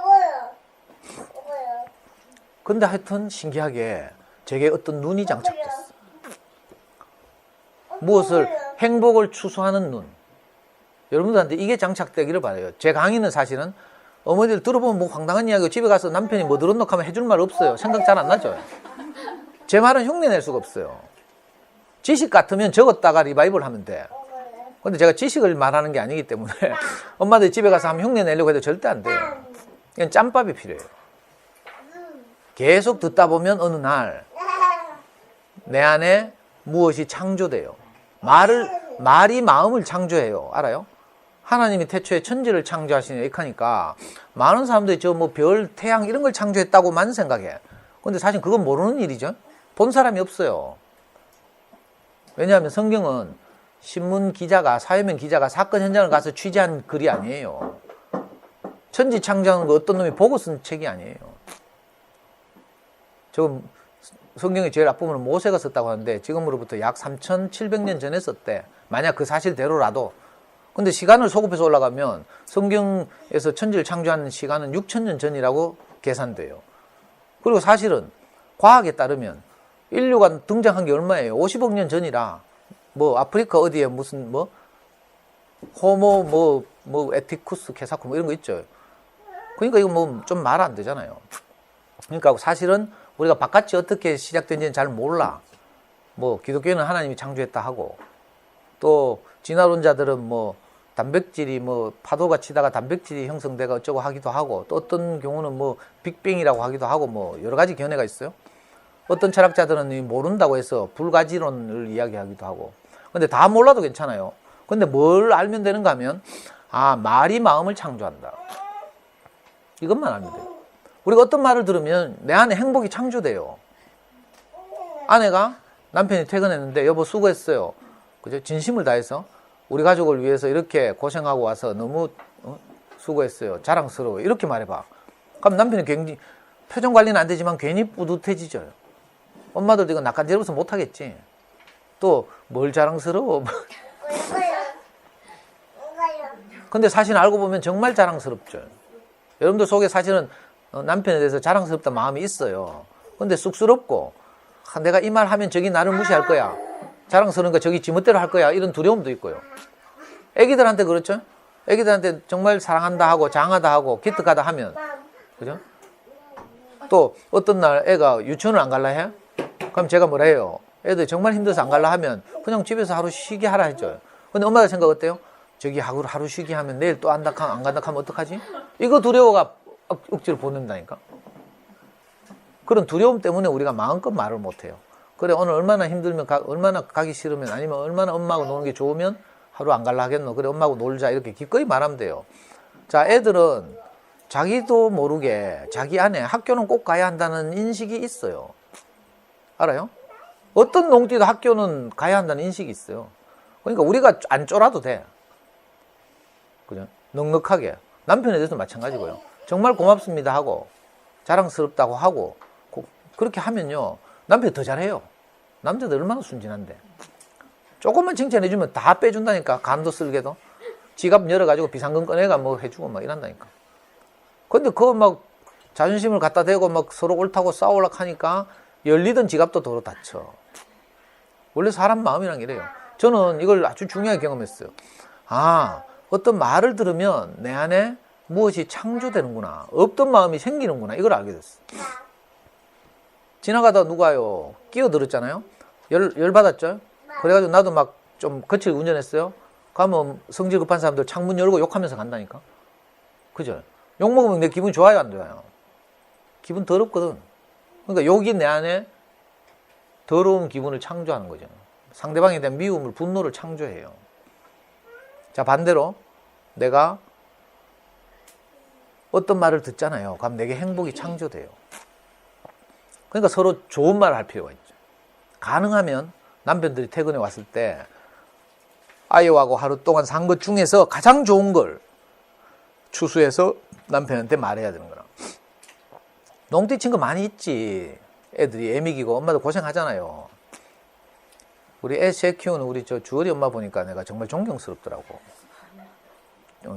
주얼 씨 보니까. 그죠? 셋이서 맨날 찌고볶고 싸우고 막 하는데도 아주 여유있게 있잖아. 축축축 키우는 거 보면. 그러니까 오만 일 다 있죠. 아이들 하루 키우다 보면. 근데 오만 일 다 있는 거 남편한테 막 쫓아가 이야기하면서 당신 저 아들 저거 우애가 당신 닮아 처먹어가지고 말도 얼마나 안 듣는지 익하는 것 하고. 그죠? 오늘 당신 아들이 학교 갔다가 돌아오면서 얼마나 막 웃으면서 즐겁게 돌아오든지 너무 기특하더라. 이렇게 말하는 거 하고. 듣는 아빠 기분이 어떻겠어요? 밖에 나가서 고생하는 것에 대해서 완전히 보상받는 느낌이 든다니까. 그죠? 그래서 할 수만 있으면 사실이라고 하더라도 사실이 다 사람을 살리는 건 아니에요. 알아요? 엄마들은 뭐 사실을 중요하게 생각하는 사람 그렇지 않아요. 사실이 아니라 사실을 해석하는 거지. 역사는요, 해석하는 거예요. 사실이 있다고 하더라도 그 사실을 어떤 관점으로 바라보는 거에 있다. 이걸 보고 사관이라고 하죠. 역사를 쓰는 관점을 사관이라고 해요. 일본의 입장에서 쓰면 식민사관이 되는 거라. 그죠? 우리나라 사람들 입장에서 쓰면 일제 36, 옛날에는 우리 어릴 때 어떻게 배웠어요? 일제 36년 이렇게 배웠어요. 왜? 이거 일제 식민사관의 영향을 받아서 일제 36년 어릴 때 이렇게 배웠거든요. 근데 요즘 어떻게 해요? 일제 강점기라고 하죠. 일본 놈들이 강제로 침략했던 36년 이렇게. 이 사관이 달라서 그렇거든요. 그러니까 관점을 달리 하는 거죠. 사실이 문제가 아니라 사실을 해석하는 내 눈이 필요해요. 그럼 우리 아이가 하루를 사는 건 다 비슷비슷한데 내 눈이 달라지면 우리 아이에 대해서 훨씬 더 긍정적인 것들을 내가 건져 올릴 수 있고요. 이 건져 올린 것들을 나누면 행복해져요. 저는 이걸 배운 후로 내가 모든 사람들을 행복하게 하잖아요. 저는 사람 만나면 기분 나쁜 이야기 절대 안 해요. 참 이상하더라. 내 관점이 달라서. 저는 옛날에는 전부 부정적인 이야기만 했거든요. 저는 비판의 귀재잖아. 운동권 했잖아요. 운동권은 매일 하는 게 논쟁이에요, 논쟁. 상대방 깨문구고, 상대방의 논리를 격파하고 내 논리를 세우는 것, 이게 운동권이 하는 거예요. 이걸 보고 사상투쟁이라고 해요. 늘 공격하고, 지적하고, 반박하고, 이거 했거든요. 그 제 말에는 항상 비판이 묻어 있어요. 그래서 제가 고생했잖아요. 근데 이제 제가 늙은 에벌레를 만나서 어떻게 하면 나비가 되는지를 안 후로 내가 구태여 높아질 필요가 없어. 내 위치를 지키고 있으면 돼. 그냥 인생이라는 위치. 그죠? 내가 하나님처럼 되려고 하는 게 아니라 사람으로 있으면 돼요. 우리 원래 위치가 사람이죠, 사람. 인생 안에서 이런저런 불행한 일이 일어나잖아요. 어려운 일이 일어나요. 어려운 일이 일어날 때 왜 사람들이 막 원망하고 애통하고 하는 줄 알아요? 원래 인생은 그런 일이 일어나게 돼 있어요. 그런데 내가 이 인생이기를 거부하는 거라. 내게서는 아무 일이 안 일어나기를 바라죠. 엄마들 새해 소원이 뭐예요? 우리 가족 건강하고 아무 일 안 일어나고 무사태평하고. 이건 사실은 불가능한 소원이에요. 왜? 인생이니까 늘 어떤 일들이 일어나요. 감기 걸리기도 하죠. 그죠? 병원에 가기도 하고.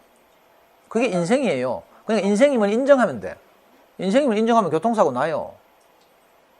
우리 어머니는 원인을 알 수 없는 바이러스가 침투해서 두 눈을 실명하고 7개월 만에 온몸이 마비돼서 돌아가셨어요. 우리 형이 신경과 의사인데도 지도 몰라. 그 의학적 다 뒤져보니까 아직 병의 원인이 규명되지 않은 무슨 뭐 신드롬, 증후군이라고 하죠. 그런 병으로 엄마 돌아가셨어요. 우리 장인과 장모님은 청도에 사시는데 청도에서 경산에서 청도 밀양으로 가는 20번 국도 가에 우리 처가가 있어요. 두 분이 십몇 년 사이로 그 20번 국도에서 교통사고 나서 두 분 다 동시에 돌아가셨어요. 내 동생은 아시다시피 지난 겨울에 위암으로 죽었어요.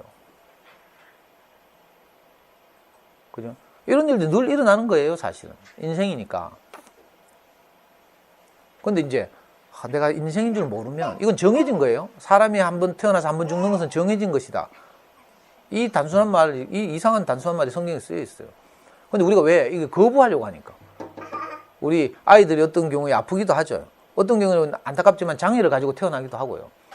그게 인생이에요. 이런 건요, 왜 내게만 뭐 하면서 막 뭐 한탄할 일이 아니에요. 인생이라서 그렇다 이렇게 생각해야 돼요. 내가 무슨 전생에 죄를 지어가지고 막 저보고는 전생에 나라를 구했다 하더라고. 어떻게 맨날 그렇게 이렇게 이쁜 젊은 엄마들하고 맨날 놀고 있냐고. 우리 교회에서 저보고 아주 막 부러워가지고 막 이렇게 하더라고. 그 전생 문제가 아니에요. 어떻게 살아온 것이 결과죠, 사실은. 그러니까 이런저런 일들이 아이들 안에서 마땅히 일어날 수 있다. 교우관계가 어려워질 수도 있어요. 그죠? 공부를 못할 수도 있고요. 어떤 아이는 운동을 못할 수도 있어요. 키가 작을 수도 있고 클 수도 있고요.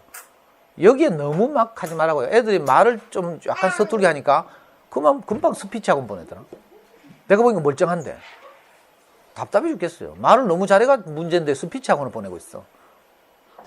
그 작년에 우리 지용이 엄마 스피치 학원 끊게 하는데 한 달 걸렸잖아요.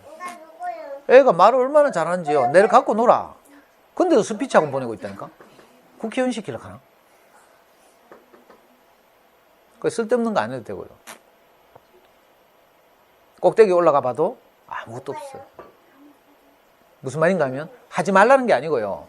성적이 좋으면 좋아요. 공부 잘하면 좋죠. 기뻐요. 운동 잘해도 좋고 돈 많이 벌어도 좋아요. 그러나 거기서 오는 것은 그죠? 우리가 원래 바라던 그건 아니에요. 원래 우리가 바라던 것, 나비가 되는 것, 우리 주변 사람들과 함께 행복하게 사는 것, 그건 아니에요. 성적이 오르면요, 오히려 높이 올라갈수록 더 불안해져요. 왜? 경쟁이 더 치열해요. 요 에벌레드 탑 올라가 보면요, 위로 올라가면 위로 올라가서 힘센 놈들이 위에 있거든. 거기서는 더 움직임이 적대. 밑에서는 막 굴러 떨어지고 밀리고 막 이러죠. 애벌레 탑의 제일 정상에 가면요, 거기서 아주 강력한 애벌레들만 거기 모여 있어. 그래서 움직임이 아주 적어요. 그래가지고 저끼리 싸워가지고 막 3마리씩 떨어지고 이러죠, 땅바닥으로. 그 틈을 타고 또 올라가고 이러는 거야. 아무것도 없어요. 더 치열해요. 더 불안하고요. 그러니까 공부 적당히 하는 게 오히려 좋을 수도 있어요. 제가 해보고 드리는 말씀이에요. 그러니까 일부러 공부 못하는 말은 아니고요. 그러니까 진짜 행복하게 사는 것은 아까 말한 대로 우리가 자기 위치를 지키는 것, 옳고 그름을 너무 중요하게 생각하지 않는 것. 항상 특히 내가 옳을 때 조심해요. 시댁에 대해서 내가 옳을 때, 남편에 대해서 내가 옳을 때. 내가 옳으면 이상하게 상대방이 미워진다니까. 그리고 싸움 나오고요. 그러니까 옳고 그름이 행복의 적이에요, 사실. 이 옳고 그름에서 해방되는 것, 이게 필요한데, 앞으로 제 강의를 듣다 보면 엄마들이 잘하면 이 옳고 그름으로부터 벗어날 수 있어요. 이거 불교에서는 분별심을 버려라 이렇게 말하거든요. 시시비비를 가리는 마음을 버려라 이 말이에요. 관계를 가장 해치는 게 이거예요. 혹시 내가 같은 라인에 사는 어떤 옆에 애를 미워하잖아요. 엘리베이터에서 만나봐. 정말 괴롭다니까. 그 몇 초 안 되는 순간이 얼마나 길게 느껴지는지 알아요? 숨도 잘 못 쉬겠지. 나는 엘리베이터에서 이제 내보다 나이 많은 어른들 타잖아요. 내일 되면 인사해야 되잖아. 물론 젊은 사람들한테 내가 인사하지만 인사를 하려고 하잖아요. 그러면 그분이 예를 들어서 10층에 내린다고 합시다. 한 9층쯤 되면 내가 인사를 준비를 하잖아. 그러면 막 마른침이 넘어가. 꿀떡하면서 이제 호흡 조절한 다음에 인사를 해야 되니까. 근데 정말 미운 사람이 거기 탄다고 생각해봐요. 끔찍한 일이죠. 내가 우리 아이한테 유언처럼 늘 말하잖아요. 우리 아이가 지금 26 청년인데도 제가 늘 하는 말이 있어요. 너는 절대로 적을 만들지 말라. 상대방을 기분 나쁘게 하지 말라. 내가 이걸 늘 말해요. 왜? 제가 그렇게 살았다가 수많은 적을 만들고 내 인생이 피곤해졌거든요. 그리고 나서 제 인생 스승을 통해서 배운 게 그거예요. 절대로 적을 만들지 말라. 옳고 그름으로 남을 판단하면 적이 생기죠. 그러면 인생 피곤해져요. 언제 어떻게 그게 내게 다시 돌아올지 몰라요. 성경에 보면 속담에 보면 그런 말 있죠. 지나가는 우물에 침을 뱉지 말라 이런 말이 있어요. 성경이 나오나? 왜 그런가 하면 언제 내가 여행길에 다시 그 우물물의 뚜껑을 열고 우물물을 마실지 모르기 때문에 언제 그렇게 될지 몰라요. 그래서 우물물에 침을 뱉지 말라 이런 말이 있어요. 그리고 또 어떤 말이 있는가 하면 보리씨를 강물에 뿌리라 이런 말이 있어요. 이게 무슨 말인가 하면 좋은 보리씨를 가졌는데 땅이 없잖아요. 그러면 강물이라도 뿌려보라는 거라. 그럼 강물을 타고 보리씨가 흘러가다가 어디 강 좌우의 언덕 같은데 보리씨가 내려가지고 거기서 식물이 자랄지 모른다는 거라. 내가 공부한 날이 돌아오면, 배고픈 날이 돌아오면, 그죠? 강물에 보리씨를 뿌렸던 그것이 내게 복을 줄지도 모른다니까요. 저는 진짜로 제 인생에 공부할 때 앞날이 안 보여가지고요. 그냥 우리 와이프가 돈 벌고 학교 선생하니까 저는 아이를 키우면서 이렇게 10년을 살았어요. 우리 애 초등학교, 중학교 때까지. 근데 그때, 그죠? 제가 공부한 날에 아이를 키우면서 잠수내하고 뭐 이렇게 했거든요. 호재호지를 계속 다니고. 근데 그 공부한 날에 했던 그것이 오늘 제가 이렇게 살게 하게 됐어요. 그때는 제가 뭐 이런 걸 계산하고 한 게 아니에요. 할 게 없어가지고 아이를 키웠거든요. 제가 뭐 특별히 뭐 육아에 뭐 관심 있고 이런 게 아니에요. 근데 내가 정말 와이프를 더 이상 애먹이면 안 되겠고, 그죠? 또 도망갈까봐 겁이 나가지고 내가 일체 내가 사회적 활동을 다 정리하고 그냥 집에서 아이만 키웠어요. 그러니까 남자로서 내 인생이 얼마나 캄캄한 터널 같았겠어요. 우리 아이 4살 때부터 내가 중학교 때까지 약 10년을 그렇게 절망적으로 살았는데, 그러면서 내가 유일한 할 수 있었던 것이 아이를 돌보는 거였어요. 그래서 잠수내 활동하고 아이를 키우고 했는데, 신기하게도 그것이 이상하게 복이 됐잖아요. 그거 하다 보니까 10년 되니까 어린 서점에서 저보고 강의해달라고 부탁했고, 강의하다 보니까 잘한다고 엄마들이 계속 하라고 했고, 그래가지고 지금 이거 벌써 12년이 됐어요. 강의를 하다 보니까 좋은 이웃들을 만나게 되고요. 저하고 친한 엄마들 보면 다 원래 모르는 사람들이에요. 제 좋아하는 사람이 세상에 아무도 없었어요. 진짜로. 우리 엄마도 저를 싫어했는데 뭐, 우리 와이프는 나를 버리고 뭐, 저를 좋아하는 사람이 아무도 없었어요. 근데 지금은 막 좋아하는 엄마들 많죠. 선생님 하고 뭐, 연예인 같다 하고 뭐. 아니 진짜로 어디 가면 아는 사람들 진짜 많아요. 내가 강의를 하도 하고 돌아다녀가지고 얼마나 감사한지 모르겠어. 자, 지금부터라도 우리가 아이들 대할 때, 또 가족을 대할 때 보리씨를 강물에 뿌리는 마음으로 내가 아이에게 좋은 말을 하고요. 이렇게 하면 그것이 다 내게 돌아와요. 근데 내가 불안해가지고 엉뚱한 걸 뿌리면 나중에 사춘기 돼서 다 돌려받아요. 그래서 자녀에서 가장 중요한 것이 관계죠. 관계, 행복 이외에 더 소중하게 여기는 것이 있으면 그게 바로 다른 신을 섬기는 거예요. 그게 우상숭배죠. 우상숭배. 십계명의 첫째 계명은 다른 신을 너에게 두지 말지니라. 다른 신을 섬기지 말라는 거예요. 그게 무슨 말이에요? 행복보다, 저는 이제 신을 잘 모르니까 신은 뭐 본 적도 없고 하나님을 귀중하게 생각하면 내 인생이 행복해지더라고. 그래서 제가 하나님 대신 행복이라는 걸 딱 단어를 대체해 봤어요. 행복보다, 소통하는 것보다, 관계를 좋게 하는 것보다 더 중요한 것이 내게 생기면 그건 다른 신을 섬기는 거예요. 그죠? 그리고 옛날 고대 사회에서 우상을 섬겼다고 해요. 우상은 뭔가 하면 나무를 깎아 만들거나 돌을 깎아 만들어서 뭐 하나 만들어 놓고 거기 절하고 하는 거죠. 요즘 갓바위에 절하는 것처럼. 자, 돌로 새긴 것이나 나무에 새긴 것을 섬기고 절하지 말래. 이건 무슨 말이에요? 사람들이 만든 것, 이런 것을 존중하지 말라는 뜻이에요. 엄마들이 이렇게 살면서 내 머릿속에 내 나름대로 새겨놓은 것 있죠. 그죠? 자녀 교육이란 이래야 된다. 뭐 공부를 잘하면 이래야 된다. 뭐 이런 것들 엄마들이 살면서 쭉 얻어들은 지식과 정보가 있어요. 이런 것들을 아이를 행복하게 하는 것보다 더 소중하게 여기면 어떻게 돼요? 내가 우상을 섬기는 거야. 이건 기독교의 문제가 아니에요. 인생의 문제예요. 저는 여러분들이 기독교인이 되기를 원하는 마음은 하나도 없어요. 저도 솔직히 말하면 기독교인이 아니에요.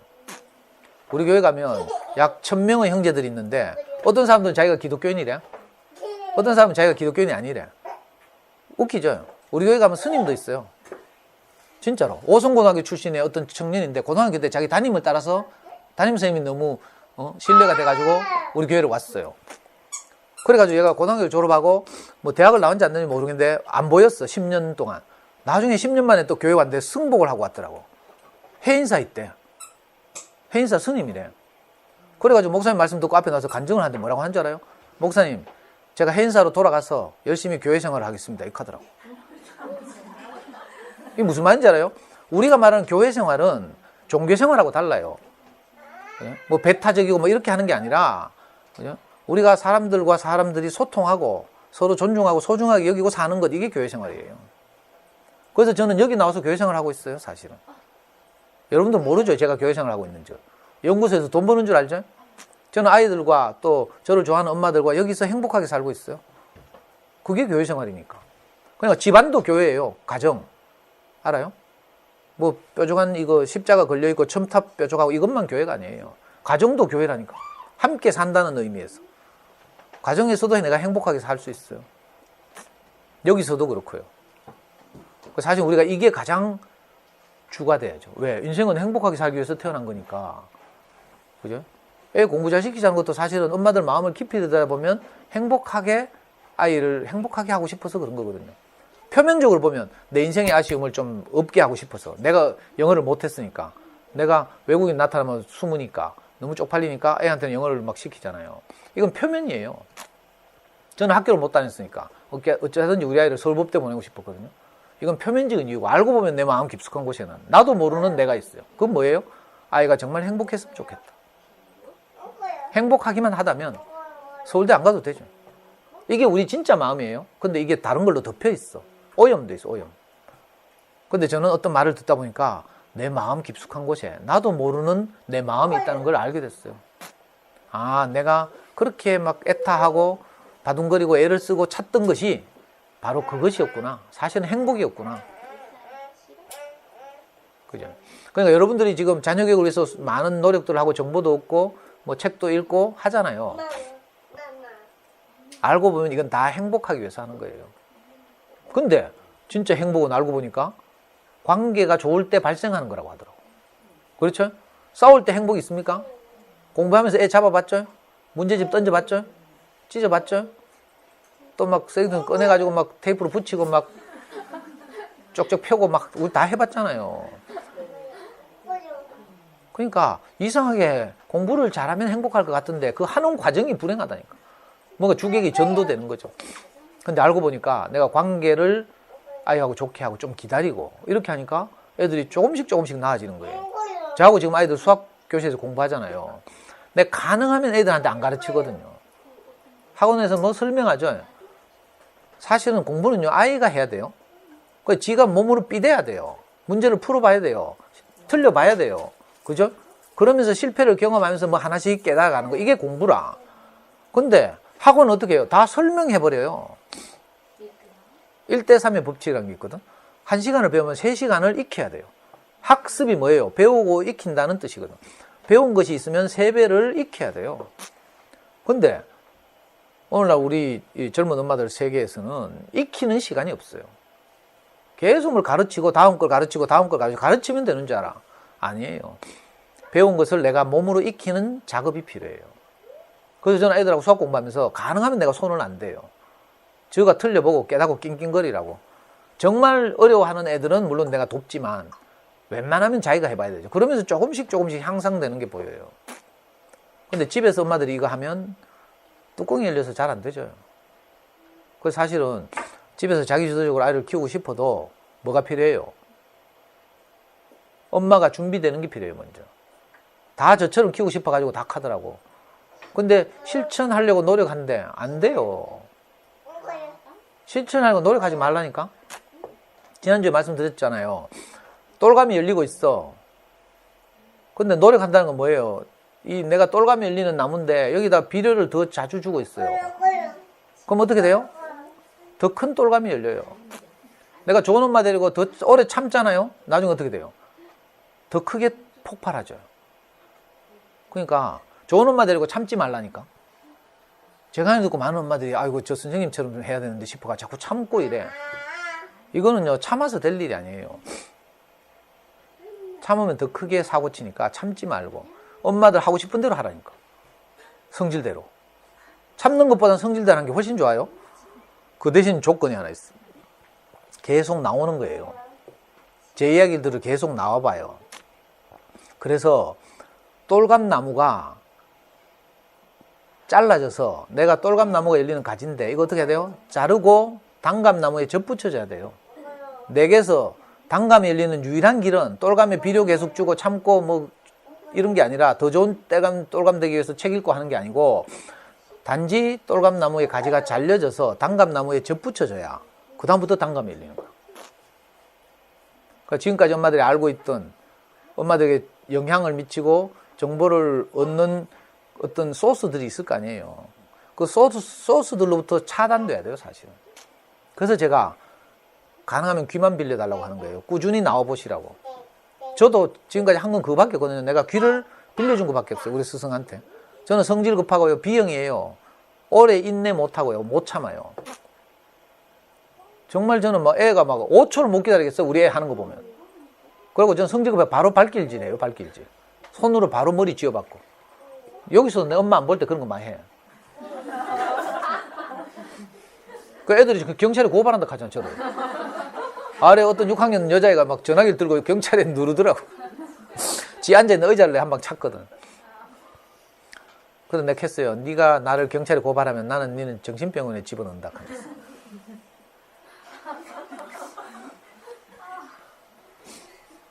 이래 살아도요, 얼마나 재밌는지 몰라요. 걔가 얼마나 저를 좋아하는데.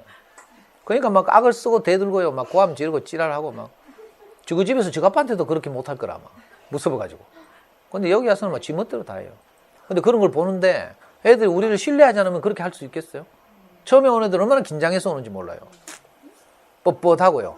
근데 시간이 점점 흐르면서 애들이 이 긴장이 이완되는 걸 느껴요. 아, 여기는 자기를 판단하지 않는구나. 이 사람들은 자기를 판단하지 않는구나. 내가 여기서 쉬어도 되겠구나. 이런 생각이 드는 거죠. 그래서 애들이 이제 긴장을 놓고. 그러다 보면 제가 뭐 수업 제끼고 도망도 가고 막. 그러니까 우리가 아이들 키우는 데서 가장 중요한 것. 이건요, 내가 위치를 지키는 거라고 했어요. 애벌레는 애벌레로 있으면 돼요. 그러면 좀 있으면 납이 돼. 계속 영양분을 공급받죠. 그 안에, 그 생명 안에 그게 있대. 씨를 자아내고 결국은 나비가 되는 그 생명의 법이 애벌레 안에 있대. 이 생명의 법, 생명의 원리죠. 이거 바울이라는 사람이 이렇게 표현했는데, 우리 안에 어떤 생명의 법이 딱 장착되면요, 그 생명의 법이 우리를 그렇게 살게 해요. 물고기 안에는 물고기의 생명의 원리가 있어서 물을 지배하고 살죠. 너무 신기해요. 어떻게 물속에 살면서 짠 영향을 전혀 안 받아. 그렇죠? 물속에서 분명히 뭐 먹이 먹고 사는데도 물고기 잡아보면 안 짜져요. 참 신기해요. 그리고 물을 자유롭게 헤엄치고 다니고요. 이게 물고기의 생명이 그렇기 때문에 그런 거예요. 자, 우리도 그 생명을 장착할 필요가 있어요. 어떤 생명? 그러다 보면 여러분들도, 제가 보니까 실제로 제 강의를 제일 오래 듣던 엄마가 저 모기님 있잖아요. 10년. 겸이가 초등학교 2학년 때 처음 제 강의를 들었는데, 그때 저 엄마 얼굴요, 정말 못 봐줄 얼굴이었어요. 미안한 말이에요. 지금은 진짜 이뻐져가지고 내가 하는 말이에요. 피부 좋아지고. 그때 37이었는데, 피부에 뭐 뼈두룩지 뭐 두두둑 나고요. 막 얼굴 시커멓고, 옷은 전부 다크 그레이, 뭐, 블랙. 아이고, 얼마나 어둡던지 사람이. 근데 강의 듣고 있잖아요. 이제 언니들 따라다니기 시작했어. 우리 와이프를 비롯해서 언니들 따라다녔어요. 언니들이 서문시장 가가지고 다 옷 바꿔줬잖아요. 밝은 색으로. 그리고 실제로 안정되고 아이하고 소통이 시작되니까 어떤 일이 벌어지는 줄 알아요? 정말 피부가 좋아지더라고. 이거 뭐 나고 이런 거 있죠? 트러블, 피부 트러블이 없어졌어. 이거 실화예요. 아니, 저는 이런 엄마들 많이 보거든. 얼굴 딱 보면요, 병 있는 엄마들 보여요. 마음이 속이 상한 이런 엄마들 그대로 보여. 저는 미안한 말이지만 인생 사는 게 딱 보이잖아요. 근데 있잖아요, 내 마음이 밝아지죠. 건강해지잖아요. 소통이 시작되잖아요.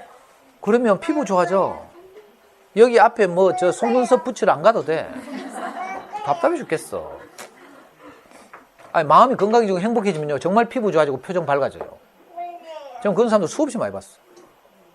근데도 별로 고마워 안 한다. 그래서 우리가 행복해지는 거예요. 건강해지고. 그러면 아이들은 덩달아서 우리한테서 그 영향을 받는 거예요. 그래서 겸이 보면 정말 건강하게 자라고 있어요. 지금 고3이에요, 고3. 공부는 잘 못해. 내가 볼 때 저 집 뭐 유전자가 별로 안 좋은가 봐. 엄마 아빠 별로 공부를 못했거든. 근데 내가 볼 때 세상에서 가장 행복한 고3이에요. 어제도 카스에 고3 막 올라가 겸이가 지내는 하루 일과, 엄마하고 지내는 일과를 저 아줌마 카카오스토리에 올려놨더라고. 그거 보니까 진짜 감동이에요. 저보다 훨씬 더 아이들과 행복하게 살고 있어요. 저도 행복했지만 그만큼은 아니었어요. 그러니까 여러분들은 이제 저보다 더 행복해질 수 있는 거예요. 이 시대가 발전함에 따라서 여러분들은 조금 더 나아져야죠. 우리 목사님이 카더라고. 너희들은 내보다 훨씬 더 잘 될 것이다, 이렇게. 예수님도 그렇게 말했어요. 너희들은 나보다 더 큰 일을 할 것이다, 이렇게. 여러분들은 이제 더 행복해질 수 있어요. 오늘 비가 오는데도 불구하고 이렇게. 난 비 와서 몇 명 안 올 줄 알았거든. 근데 많이 오셔서 저도 기분이 좋고. 그러니까 자녀 교육에 있어서 가장 중요한 것은 엄마가 위치를 지키는 것이다. 높이 올라가는 게 아니라 엄마가 그죠? 반대로 낮아지는 것이다. 달리는 것이 아니라 멈추는 것이다. 그러면 내게 미쳐 보이지 않던 많은 것들이 보이게 되고 그것들을 우리가 추수하고 그걸 가지고 칭찬하고 격려하고 또 애기 아빠들 돌아오면 그걸 가지고 애기 아빠들한테 그걸 먹이는 거예요. 밥만 먹이는 게 저녁만 차려주는 게 아니라 하루 동안 아이와 함께 살면서 행복했던 것들을 아빠한테 주는 거예요. 그걸 먹죠. 이거 인격적인 양식이에요. 밥만 먹는다고 행복해요? 배는 부르지만 행복하진 않아요.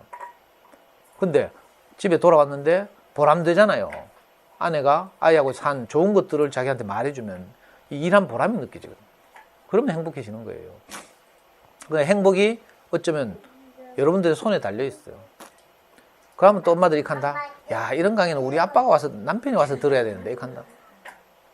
참. 아니면 뭐 내 남동생이 들어야 되는데, 이렇게 하고 있어. 지가 들어야 되는지 모르고. 꼭. 왜냐면요. 만약에 내가 좋은 것을 듣고 가서 이렇게 좋게 해가지고 집안이 행복해지잖아요. 그러면 그 행복을 누가 제일 먼저 누려요? 내가 제일 먼저 누려요. 내가 우리 와이프를 기분 좋게 하면 그 혜택이 누구에게 제일 먼저 돌아와요? 내게 제일 먼저 돌아와요. 그러니까 내가 마땅히 이렇게 해야죠. 내가 행복하기 위해서라도. 상대방을 기분 좋게 기쁘게 하면 그 결과가 내게 영향을 미치잖아요. 그러니까 왜 내가 자꾸 그래야 돼? 이게 아니고 내가 행복하기 위해서 내가 상대방을 행복하게 해야 돼요. 근데 우리는 속아가지고 자꾸 상대방이 나를 행복하게 해보라고 요구하는 거라. 근데 좀 충격적인 말이지만 저도 이것도 스승한테 배웠어요. 세상에 어떤 남편도 아내를 행복하기 위해서 사는 남편 없대요. 아내도 마찬가지예요. 다 지를 위해서 산대요. 너무 냉정하죠. 근데 사실이에요. 그러니까 남편이 나를 행복하게 하기를 기대하지 마, 아예. 자기밖에 모른다니까, 남자들. 그렇죠? 나도 그래요. 우리 와이프 막 아프면 짜증나. 커피 안 타주니까. 물론 심각하게 아프면 좀 다를지 모르지만 심각하게 아프면 아마 빨리 죽기를 바랄지도 몰라. 이건 너무 심한 말인가? 아니 근데 진짜로 자기밖에 모르잖아요. 그러니까 상대방이 나를 행복해 해주기를 바라는 것은 무리예요, 무리.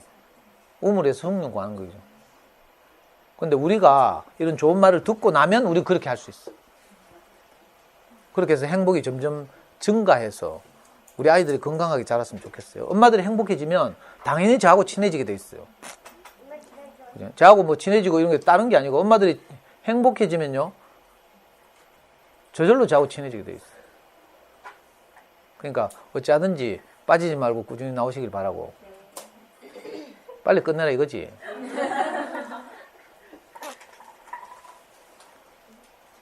하여튼 이번 학기 동안 이렇게 자주 뵙고 매주 뵙고 이래가지고 이제 좀 친해졌으면 좋겠어요. 그래서 제가 좀 편하게 대할 수 있으면 좋겠고 조심스러우면요 제가 말을 막 가려서 해야 되고 막 불편해요. 다음 주에 또 뵙겠습니다.